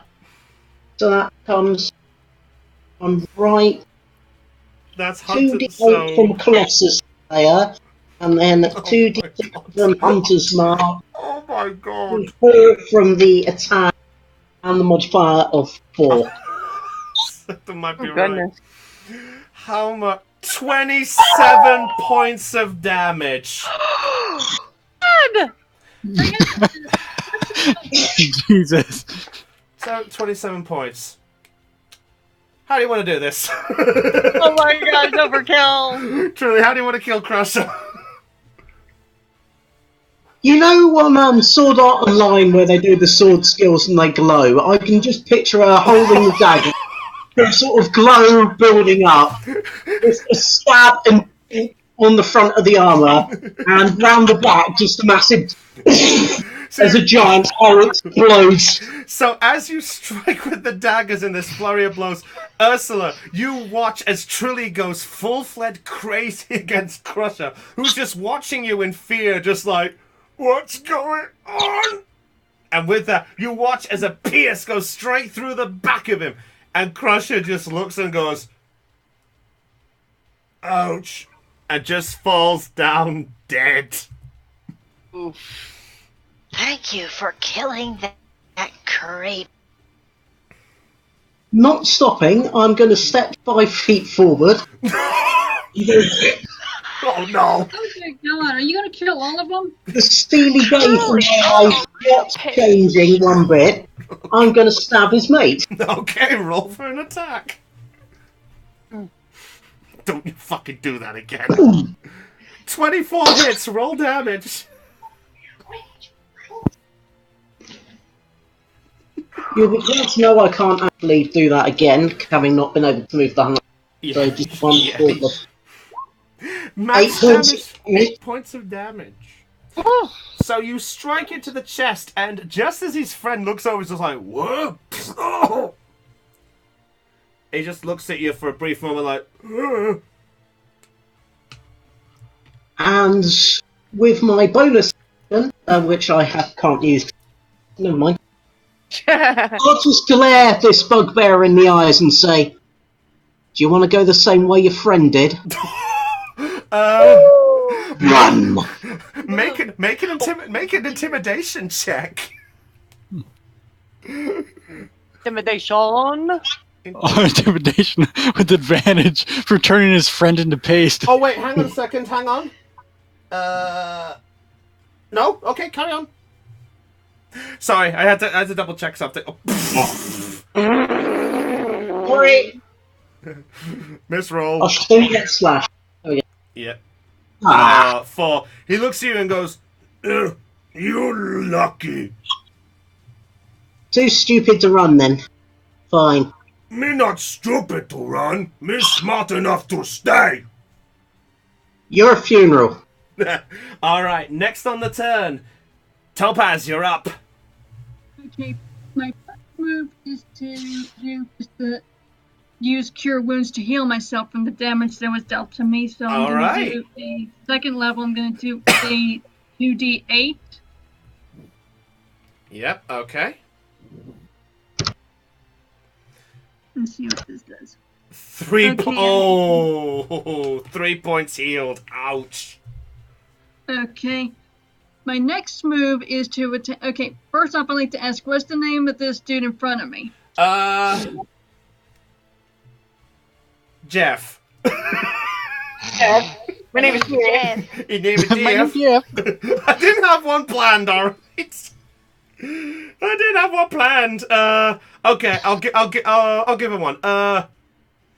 His name is Colossal. Okay. I just came up with that, alright? Butt No fin. problem. Okay, so now I am going to attack him again. I'm going to. Oh, actually, yeah. Well, I mean, you did. Hang on a second. Let me just double check on something. Yeah, just double check. I need to double check on something because you've got. Let's see. You've got. All right. If you actually want to attack with the, if you actually want to attack as well, it would have to have been the first thing you did before the cure wounds. I'm afraid. Okay, well then I really can't do much about them now again, so I'm done. Yeah. Sorry about that. It's okay. All right. I'll get him next time. Yep, that's fine. Well, actually, if I can give you What? Look in your bonus action settings and look under Channel Divinity. That might be able to be something you'd look at. Okay, bonuses. Let's see, bonus action. Yeah. Yeah, so you can you can choose the bugbear in front, and something interesting will happen. Okay, so I'll choose him. All right, so you all watch as Topaz just claps her claws together, and as she points her fingers at the bugbear, you watch as the bugbear just suddenly shivers for a bit. Long story short, if Topaz attacks that bugbear, she gains advantage on it. Okay, so do I have? Okay, so what do I roll for? You don't have to roll anything for it. Basically, put your next turn, you're gonna get a lot of dice rolls. Let's leave it at that. Okay. All right. Well then, for my rolls. Okay, well then for my rolls, I'm done. All right. Next up, it's the Bug Chief. The Bug Chief. Let's see, what's it gonna do? Who's he gonna attack? Probably me. Well, he doesn't like the fact that somebody who's fighting with honor just put up a shield, so he's looking at you, Magnus, like, "Huh? Come out, fight! Come out, fight!" And he's going to attack you twice again with the Morning Star. Oh, great. So first, attacking? Magnus. That is a 24 to hit. Well, shit. That is 2. I might actually have to use one of the skills I never thought I'd actually have to use. 2d8. Which is what? Second wind, most likely. You take 12 points of bludgeoning damage as boom through the shield and straight onto your noggin. I have 14 HP left. Well, he's about to attack again. And you're right. Actually, it's not actually Action Surge. Second one, it's relentless endurance. Ah, okay, my bad. It's when you're reduced to 0 HP but not killed. You can drop to 1 HP instead. Fair enough. Oh no. What? Natural What? Natural 20! Fuck! I think we're about to see something. Reaction? Well, we'll find out. Please be a low number. You take 27 points of bludgeoning damage. Well, shit! I'm gonna use relentless endurance. So as it strikes down, you all watch as Magnus falls to his knees for a moment. He looks up, and you can all, in fact, Topaz and Secton, you see, for the first time in your lives, the sight of Magnus, his face bloodied and looking an absolute mess. So now I have 1 HP. And the bugbear chief looks at you and goes, not much. Not much. You're gonna... you watch as there. Words. All right, next up, it's Sparks. Sparks, noticing the situation, is actually going to just turn and is going to make 3 attacks at the bugbear that's there. Hey. First attack with the claw. 17. That one's gonna hit. Let me see here. So that is 1d8 plus 2. What's it got left for hit points? That's what I need to figure out. Oh god. That is 3 points of damage. I got a 1 on the dice. Looks like Vash is gonna have to come out earlier than I thought he'd have to. But the second one actually is going to make a second claw attack with the other one to try go for a double grapple. Ooh. 14 misses. So the second one misses there. He ducks out of the way despite being grappled. He manages to duck, but it's going to go for the stinger. Non-spell. Natural 20! Yes! So that is that is a D10 plus 2 piercing damage. That is a 5 doubled to 10, so that's 12. And I get to have this honor myself. How do I want to do this? Oh, nice. So Sparks at this point has grappled the other bear. He looks over at you, Ursula, just for a brief moment, and then he looks over at you, Trilly, and it's just like, just sort of not sure what to do. And the only thing he can do then is he raises his stinger, and the bugbear, with a slight sense of just pierces into the chest of the bugbear, and you watch as his face just falls limp and his body goes lifeless. And with that, Apologies just to any earphone users. He's just going to relax and just go. I'm gonna pat Sparks on the head. You did good, buddy. All right, Thank you so much. Next up, Magnus, you're up. The mortally wounded Magnus. Who is going to use second wind? Okay. Do you like my little encounter, everybody? No. Yes. Yes. Go on, Magnus. What are you doing? Thank you, God. Wait. So that means that's how much... relentless endurance. So wait. Remind me what that does. Once per short. Oh no, that's short. That's second wind. Second wind. Once per short rest, you can use a bonus action and regain 1d10 plus. Which I have not done yet. So he's got 13 hit points. So he's back up to 14. Ooh. All right. So that's his bonus action, though. Yes, it is. So that means, guess what? It's stabbing time. Well, if you can hit it, that's the thing as well. I'm not going to use my great sword. I'm going to use a one-handed weapon so I can keep my shield up. You don't like my bugbear? No, I don't like your bugbear. I'm going to eat its heart. What's wrong with Mayhem? Nothing. I'm going to eat its fucking heart, though. Then roll for your attack. For a second, he was cut off. Plus 7. That misses. Big 12, time. Yeah, 12 misses. You're still wounded a little bit. As you get your last breath, you strike back and he just swerves out the way like... Guys, I could use some help here. Alright. You do have a second attack, remember? I thought. Wait, no, that was bonus action. I'm wrong. You get extra attack, remember? That's right, because I used my one-handed weapon and I still have a shield. I don't actually need to use my extra action to do. Oh yes, I will also attack. And attack again.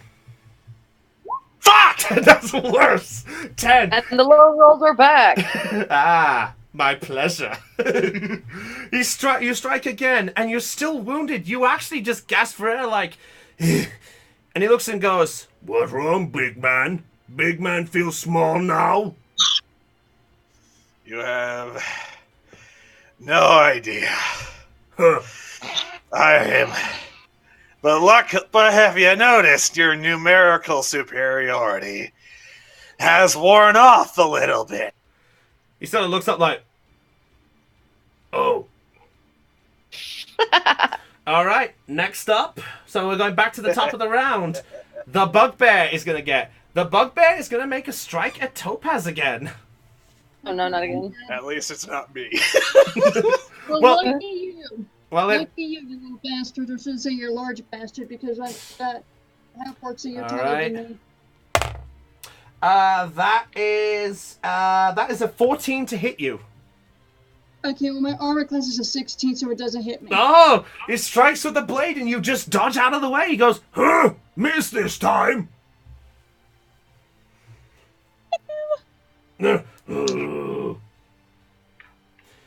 Oh. With that, he actually sort of looks around and goes, "Crusher! Crusher!" Sorry, but he's dead. Sorry, but Crusher has left this world. Mommy? All right. Next on the round. Ursula, you're up next. All right, let's see. I think I'm 5, 10, 15, and I'm going to shoot poison spray at the bugbear. Okay. Going for the poison approach. All right. So, is there anything I need to do against that? Pardon? What do we have to do about that? Is that just something that happens, or is there a roll involved? Let's see. It's instantaneous. All right. Let me double check. It's a VS. Okay. Whatever that means. VS is vocal there. Is it poison spray, you said? Yes.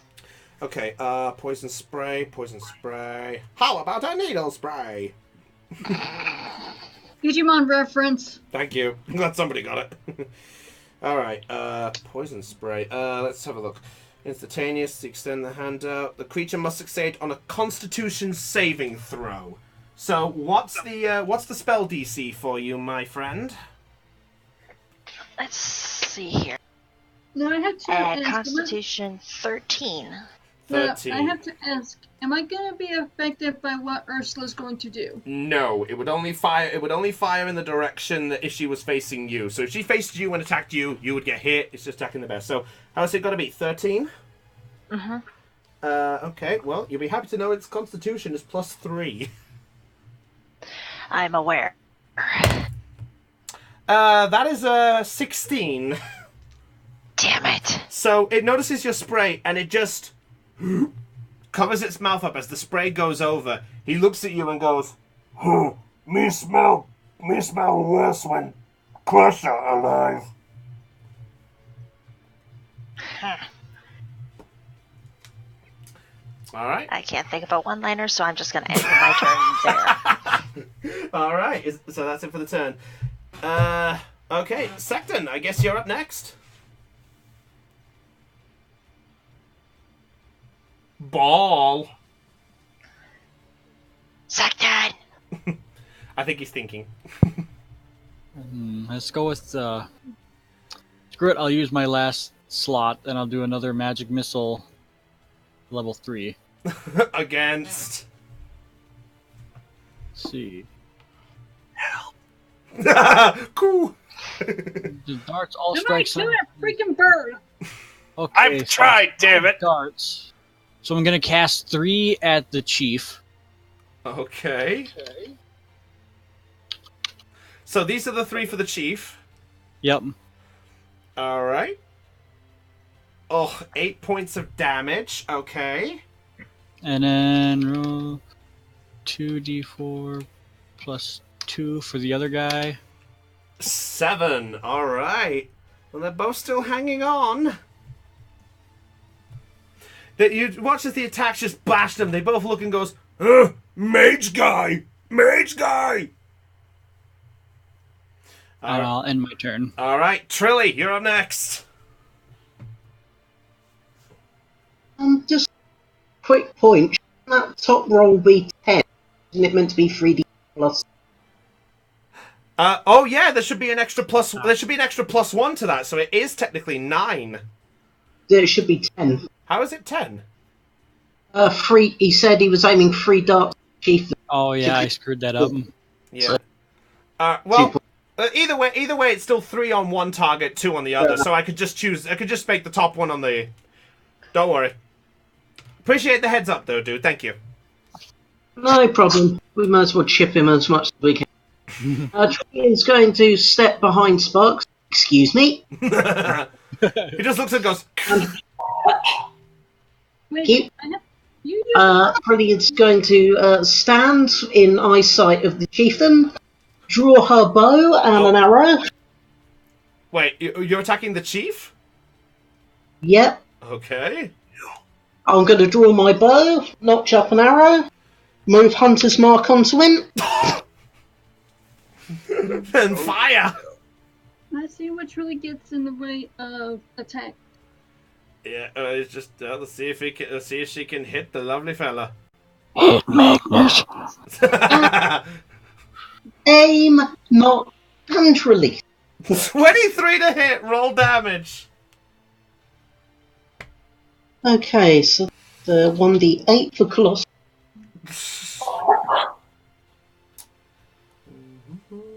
You're wishing I hadn't picked this up now, aren't you? Maybe a little Hunter's bit. Hey, I'm having fun with this. I have to ask an honest question. While this is going on, is everyone actually still enjoying this regardless? Actually, what? Is everybody actually enjoying this regardless? Yes. Yeah. Absolutely. Honestly, yep. I'm so glad. Let's see what this does to him.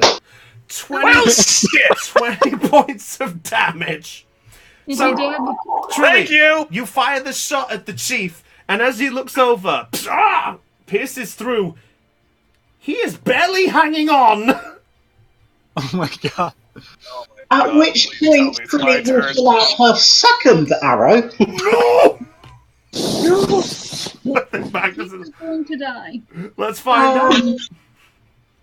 Shoot again. 20 hits, roll damage. Okay, no Sword Colossus player, but still Hunter's. So, 15 points damage. 15 points of damage. Is he dead? Thank you. You fire the shot, and you pierce into the same spot. He actually falls to his knees and looks you, Magnus, sort of in the eye and goes, "Both equal, huh?" You should have just let us pass. He's not dead yet. Oh, It's like one believe hit me, point. I'm going to enjoy Alright. this. Next on the turn, Topaz, I think you're up, unless Trilly has still got more. No, All right. my work here is done. Okay, now I'm going to attack the bastard who attacked me. So that's the one straight ahead of you. What are you, Yes, what are you, sir. what are you attacking with? I'm going to try the scimitar again. All right, D20 plus 5. Thank you, Lena. You're welcome. Let's find out if this one hits. I'm probably going to say no, but if I'm lucky... No, 7. it doesn't. No, you strike with the first one and just misses out of the way. Just looks at you and goes, "Cat, not all that." bastard, aren't you? Okay, now I get to. How many times do I get to attack because of the bonus action that I did? Because you're attacking with the blade, you can attack. You're a paladin at level 5, so you get a second extra attack. So basically, you can attack with the D20 plus 5 again.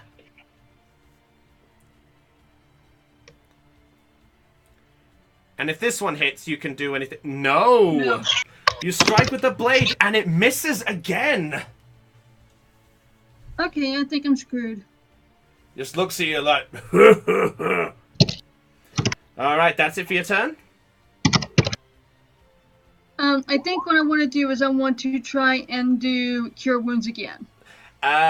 Sadly, Cure Wounds is an action, so it doesn't count because you attack technically twice on your actions. Okay, well then I'm done. Alright. Next up is the Bugbear Chief. Oh no. Magnus. I forgot about that! He looks at you! I am so glad I have an opportunity to do this. Just once. So, he's actually going to look at you, and he's going to go for the 2 attacks on you, Magnus. Oh no! Let's find out. The first one is a 17. It just misses! Just misses. Boom! Hits your shield. He's going to attack again. Did Magnus raise his shield? Yeah, I had my long, Yeah, he attacked with that. Long sword out. That is a 23. Fuck! 2d8. Please be low. How's this gonna go? Because I'm gonna die if this happens. 16. Fuck you. Let's First find out. death? You take Please be low. 14 points of damage. I'm hit. Wait, I'm down to 0? Are you I guess I'm still alive. How are you still on 0? How are you alive? No, I hit at 14. I'm to 0. When you're... Yeah. Basically, so you're unconscious then. Yeah, I can't... Oh my Yeah, so you're not dead. So, Magnus, you look up and for a brief moment you're like, ha! Yeah. And then for I need to do a death save. Then for a brief moment, smacks you clear on the head, and you fall backwards unconscious. You all watch as Magnus has fallen down for the first time. I need to do a death save now. As a matter of fact, you do. Magnus, make a death saving throw for me, please. It So is... What? A D20, no bonuses. 11 or higher, you succeed a point. 10 or lower, you fail a point. Oh. Let's find out. Oh, just so you know, if you get a critical, it counts as 2 in the direction. So, nat 20 counts as 2 success. Oh my fucking god, 16. yes! That's a save. That's 1 point for save. Alright. The Bugbear's turn's up next in this case. Watching the Chief is just going, I got cat. And it's actually gonna make its attack on Topaz again. It's intent to finish its target, which is unfortunately a trait of the Bugbear, so I have to follow it. Oh, great, I'm screwed. We'll find out. That is a 15. Okay, my armor class is a 16. Oh! Miss. Just misses, so... just missed the attack, and it looks at you going, Jesus. uh-oh. And it looks over and notices you, Ursula, just like, hi. Please don't Why don't hurt. you guys cure... Don't hurt. Isn't it Sparks this turn? Oh wait, technically Spark should have gone before Magnus. Yeah, still do the same. Yeah, you still do the saving throw anyway, so fair enough. I might as well put Sparks in now. Yeah. Alright. Side note, one of you guys has cure wounds, right? That would be me. Yeah, I'm gonna need that. Alright, well, I'd say let's go for the attack. So 1 for the claw. Natural 1. You're kidding. Great. I am not joking. Second claw attack. Then... That is an 18. That is gonna hit. So it's going for a D8. 6 points of damage, and it is barely hanging on. Oh, goody. Sparks weakened it for me. Alright. Whenever this is over said and done, if that sucker's dead and Sparks kills it, I'm going to give Sparks a very special treat. Well, it's got the stinger to go. Ooh. Remember, it gets 3 attacks, 2 with the claw, 1 with the stinger. Yeah, that's right. That is a 10. That misses. Oh. Oh well. Alright. Okay, so now the bugbear would go and do that. So Ursula and Secton, you both tied on there. Who wants to make the move? I'd like to go. Well, if Secton is a gentleman, he would let Ursula go first anyhow, because, hey, ladies first, right? It's up to Secton. Does he want to? Is he alright with that? Yeah, that's fine. Alright, Ursula, go. Okay, let's see. I'm going to pull out my twin daggers. So I'm going to be like double wielding. Okay. Do I need to Let's see. I'm going to make 2 attacks on the bugbear with those daggers. Alright. Roll. If that's allowed. Yeah, you can make 2 attack. If you got 2 weapon fighting, yes, you can do that. Let's see. I'll do the first one. So D20 plus your dex. As a rogue, it's a lot. Plus my dexterity is... Oh, +1. Nice. 20 hits, roll damage. Yes! So 1d4. Ursula, you're my new best friend. 1d4 plus 2. And then the second one. Are you gonna? Oh yeah, go ahead. Roll for both. 12 so misses. only 1 hits. Yeah, only 1 hit. So 1d4 plus if you're proficient. It should tell you what you need to add. 1d4 plus what? 1d4 plus your proficiency bonus. No, it's 2. It should actually Oh, yeah. Hey, okay. Plus 3. Here we go. 4 points of damage. How do you want to do this? Seriously? It had 3 left. Oh my god. Go for it. Okay, hold on 1 sec. I want to think. So let's see.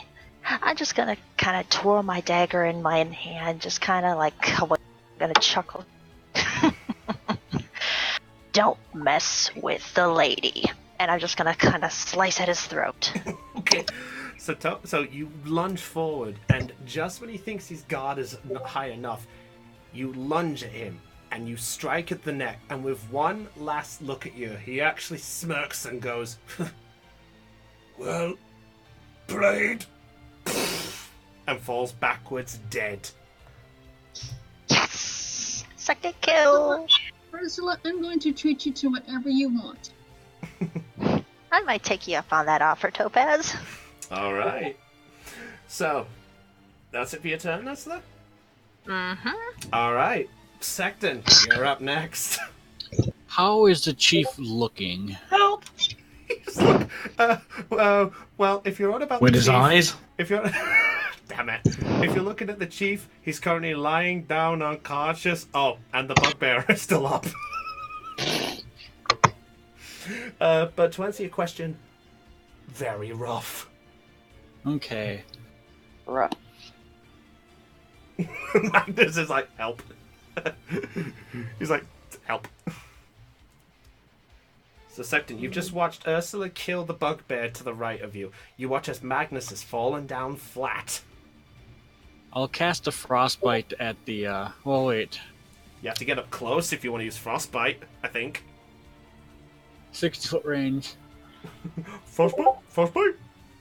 That's Constitution, but I'm guessing these guys gotta have a high Constitution.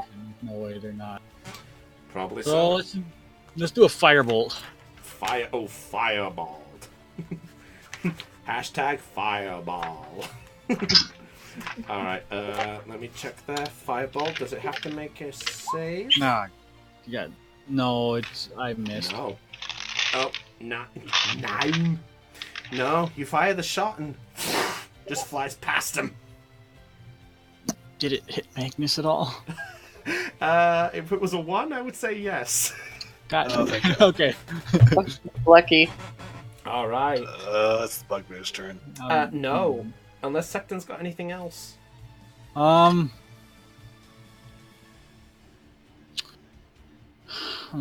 You can still move, just as the head's up.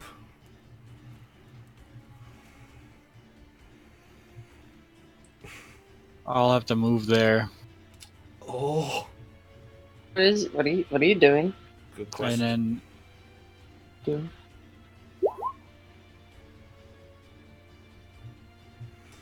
I don't and know. call it good.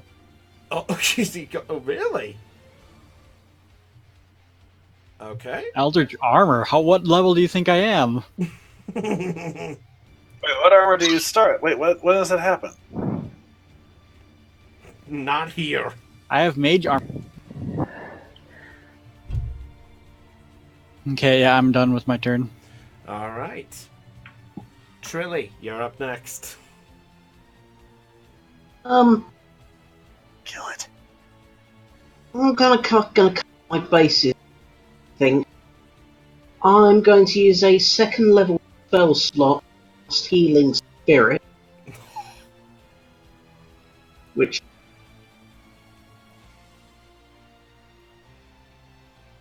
What's it do? Healing Spirit. For a bonus action, you call forth a nature spirit to appear in a 5-foot space that you can see within. Whenever somebody starts their time or moves into the space where it is, it restores DC 6 hit creature. So I could have done that earlier. So essentially healing. And if they cast it on the spot I happen to be standing on, or lying down. Let me have. Let me look. It won't take effect until Magnus's turn. Let me see here. That's not that far away, Yeah, though. until the spell ends, whenever you or a creature you can see moves into the spirit space for the first time on a turn, or starts its turn there, you can cause the spirit to recover the hit points. So you have to start on your turn, but you have to make the saving throw first. So I'd have to make the saving throw, and then I get healed. Yes. So either way, either if I fail or succeed, I'll get healed. It just depends whether you'll be on a death throw or not. Alright. Anything else, Trilly? Yeah, as that was my bonus action, I think you can guess what my action is going to be for. Shoot to kill. Please be Hunter's Mark. You're gonna kill. I can't Hunter's Mark, I used Healing Spirit, but this action will do nicely, I think. 24 to hit. 24 hits. Full damage. Trilly already have Hunter's Mark on him? Not anymore. I have to ask, is Trilly attacking the chief again? There's only one left, yeah. It's just Well, I'm not shooting Magnus. Thank you, by the way. Aw.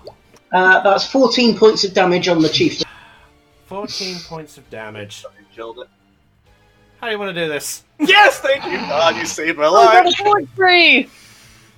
Okay, you know earlier you said it got hit by one of my arrows and then it got hit again in the same spot? Yes.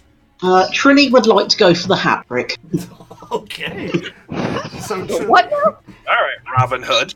So Trilly, you look and you see the spot where the last two shots were. As you invoke the spirit of the mother, you take your shot, and as if with a blessing, you fire the third arrow. It pierces through the second arrow that hit it, then the first, and before the bugbear can even get a chance to react, you then hear this. And Secton, as you rushed forward to Magnus's side, you watch as the blood expels through the back of his body. He looks down at you, Secton, and for a brief moment he smirks and goes, "If he lives, tell him he good." And he falls backwards. With the last ounce, he just screams out, "For Hedrico!"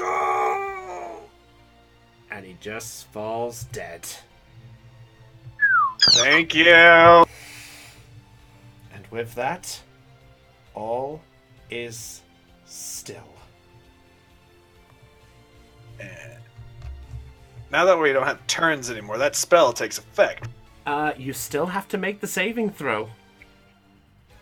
If he doesn't make the saving throw, I'd like to cast Cure Wounds on him. Well, either way, he's... Oh my god, I made it! 2 success. So, god damn it. I thought it Okay, was well gonna then be he more. doesn't need Cure Wounds, so I'm good. No, because the Hating Spirit gets the chance. So, Trilly, roll your d6. 2 points. That's just enough to wake me up. So, Magnus. Okay, Barely. Yeah, can Magnus. I try Cure Wounds on myself again? All right, fair enough. Roll your heal then. So, Wake. Okay, let me see. as Because I got 3 points. Because I got 3 points of because I recovered like what 3 points of damage earlier. yeah, Okay, so let's do it again. I would, but my music is suddenly stuck on repeat until it clears up. Oh, come on, shut up, music, shut up. Give me a minute. I'll tell you what. I'm gonna hop up my. Okay, I recovered. Okay, I recovered 15 points of damage. All right. Well, now not only am I awake, I'm at 17 HP. All right. Sorry, just had to reload my. Just had to reload the thing. By the way. Trillian's going to motion for Magnus to basically stay put. Okay, What happened? okay, Chris, did you happen to see when I rolled? The 8 and the 7. Jeez, you recovered 15. That's the complete opposite. Okay, was she casting that on Magnus or herself? I forgot. That was on myself. Okay? I would say I still have 2 now. That I was casting that on myself. Okay. Yep. So, as the battle begins to fade, the remnants of the battle still lingering there as the bugbears and their chief lie dormant, stillless, and dead. You all get your breath back. Magnus slowly comes to, and he slowly sits up after being recovered from the effect of the healing spirit. What the hell? Why do I feel like I got a hangover? I know I did. Is the chief? Is the chief? Is he dead? Yeah, He's yes. dead, he's dead, it's fine. He wanted me to tell you something. And that was? You suck. Secton, make a deception check. Yeah. Okay, while he's making that deception check, I gotta ask Chris something. How many hit points of damage did I take originally? Well, 60. You had 20, so you're basically sort of close to full. Wait a minute. Okay, I thought I took 18 points of damage. Yeah, you did. You took 18. Oh yeah, hang on, go through. Okay, well then I used Cure Wounds the first time. It gave me 3 points back. And then I you've did just- it again. It gave me 15. So I'm You completely essentially, healed from yeah, you're back up to full. Yeah, I'm completely healed from what he did to me. So I'm good. Fair I'm enough. golden. Magnus, make an insight check. Thank you. Please be 1, please be 1, please be 1, please be 1. That's Fuck! Nope, you predicted it. Magnus, you look at Secton and you're still a bit groggy, so it's kind of hard to make sense. But for some reason, you feel like you can trust him after you did see him belt out a load of damage and saved you earlier. What? Why the hell? That reminds me. I have a heart to cut out. I did say I would cut out his heart, and I'm gonna do it. Side note, since those guys were robbing people, you would think they would have a lot of money lying around. Can I cast a firebolt on the chieftain's corpse? Don't you fucking dare! I need this, damn it! Sure. I'll say I'll allow it, but I need you to roll a d20, and you have to break the armor of him. So make an attack. If you still have the spell slot, make a spell attack. 17 was just what you needed. I hate you, Sexton. So Secton, you fire. Sector, be nice. Yeah, Magnus gets up, and as he goes to walk forward, you sort of get this feeling that it's better to burn. You channel your hand with the fire energy, and you fire it forward, and the body just. Well, I did say I wouldn't eat it uncooked.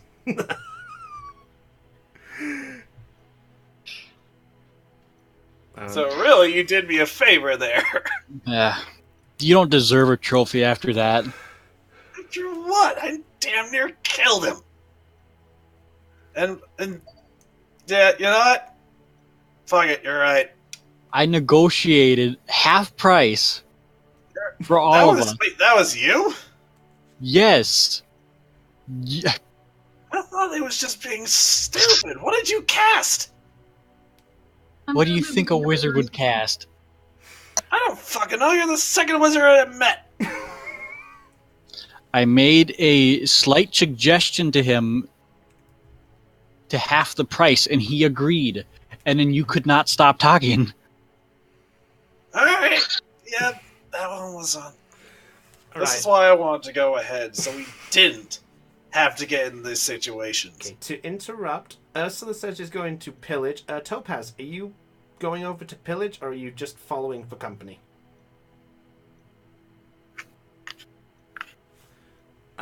Lena?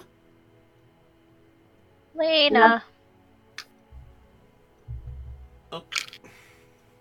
Is her internet down again? Oh boy. Alright, Working earlier. Hang on. Nom, nom, nom, nom, nom, nom. Magnus, try and keep still. It's making it harder to finish healing you. I think I'll take your advice. Alright. Especially considering I got a couple of concussions, probably. Yeah. Trilly, roll another d6.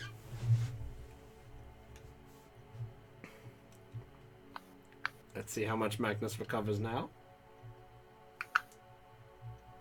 Well, I can heal up to another 3d6. Fair Well, enough. let's do that 3d6 then. Yeah, I tell you what. Do the other two. Give Magnus his full. Yeah. Been still long. Yep. So 4. Oh. Get out of there, Dave. Oh, fuck. Can we go for a This turkey? is the most awkward... Can we go for a turkey? Magnus won't hold still. Turkey. Stay still, damn you. I am holding still. There we are. 4. I'm So, fucking bleeding. so That's 8. another 8 for you. All right. Can someone roll how much G I get? All right, Ursula. I'll be quick about it. Make an investigation check, Ursula, very quickly. If Ursula has a chance to quickly make the... I'm not going to roll, considering my luck. All right, I tell you what. Trilly, why don't you do it? If I have a question. I'm not rolling. Lena. Huh? Oh, there's Hey, Rob. Lena. Hello, you're all right. Okay, I have a question. How much longer is this going to go on? Probably for about 5 more minutes. Okay, because I was with my mom and we were discussing dinner. Sorry. Yeah, Okay. so 5 more minutes. Well, I'll tell you what, Topaz. Since Topaz is there, Topaz, why don't you make an investigation check for me? Okay. Let me It's mainly look because at this. Ursula was going to pillage the body, so to give you the spoils of war. What does Sparks do, by the way? Sparks is just sort of sat there. He's just sort of... Okay, mine's a Well, 2. So, shit. Natural 1. You're just... yeah, natural 1, so it's a 2, so Yeah. I really can't see much of nothing. Yeah. No, you're just keeping your eyes on Sparks the whole time. You're not really paying much attention. I'll- I mean, I can roll for it. I can roll for So- Ursula.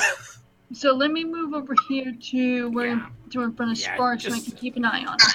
All right, I'll tell you what I'll do. I'll make the roll and I'll say what you guys find. No need to roll because only you'd survive that battle. So I'll say amongst all the bodies, you do find. Let me see. I'll roll my. Even the burned one? The burned, Especially the bird one. The burned one has lost some of the stuff because you burned some of it. Yes. I mean, it could serve gold. Yeah, that's why I said some of it. Mhm. Okay, you find amongst them. You find You find a total of 60 gold pieces. You find 15 silver. And you obviously see amongst them, you see a load of like Morning-style weapons. Basically scattered amongst all three of the side ones. But the chief's one is destroyed in the fire. So 60 gold. 15 silver. 15 silver. Any copper in the middle? No copper. Alright. You guys want to split this up evenly? Yeah. Alright. So there's 5 of you here, so 60. 60 divided by 5 is 12 gold. Alright. So if you're going to split it up, it'll be 12 gold and 3 silver for each of you. That's fine by me. It's like I did the math.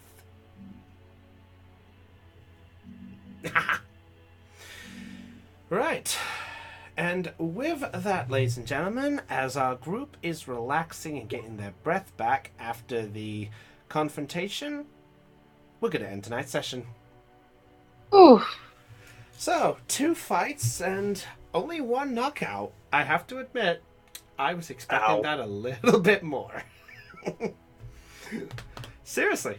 Well done, everybody. That was good. I enjoyed that one. So I need to ask the question, did everyone like that? Yes. Yeah. Considering I didn't have to bring out my backup character, yes! Alright. But with that said, ladies and gentlemen, I hope you guys have had a great old time. We've had a great one too, and I hope you guys are going to stick around, and we'll see you all next week for the next session. So, after both confrontations, will Zelion and Mugbeard make it to Costa Coast safe and sound with Toxie in tow? Will the team be able to recover themselves and not have any more fuck-ups like this one of getting a good deal, only for it to go pear-shaped afterwards? Well, Again, that's on me. we will have to wait and see. But until then, guys, if you were charged with joy with this stream, be sure to hit the subscribe button and check out the other videos we got going on the channel. Otherwise, thank you so much, all of you, for tuning in. It's been a real blast. And until then, perceptions rolled low. I guess it's time for us to go. So until then, guys, this is goodbye from Brownie of the Joy Charge Gamers. It's goodbye from Delancey. Oh, me? Yes, you. Oh, boy, everybody. Oh my God. It's goodbye from Raven. Bye. It's goodbye from Aeon. Bye. Secton. See ya. Chopper. Later. And Lena. And a goodbye from Heidi as well. And of course, we gotta get the next raid for everyone to go visit there, because I'm a good boy. But until then, guys, it's goodbye for Brownie of the Joy Charge Gamers, signing off on Let's Play Live Perception Check. Stay charged, and catch you all later.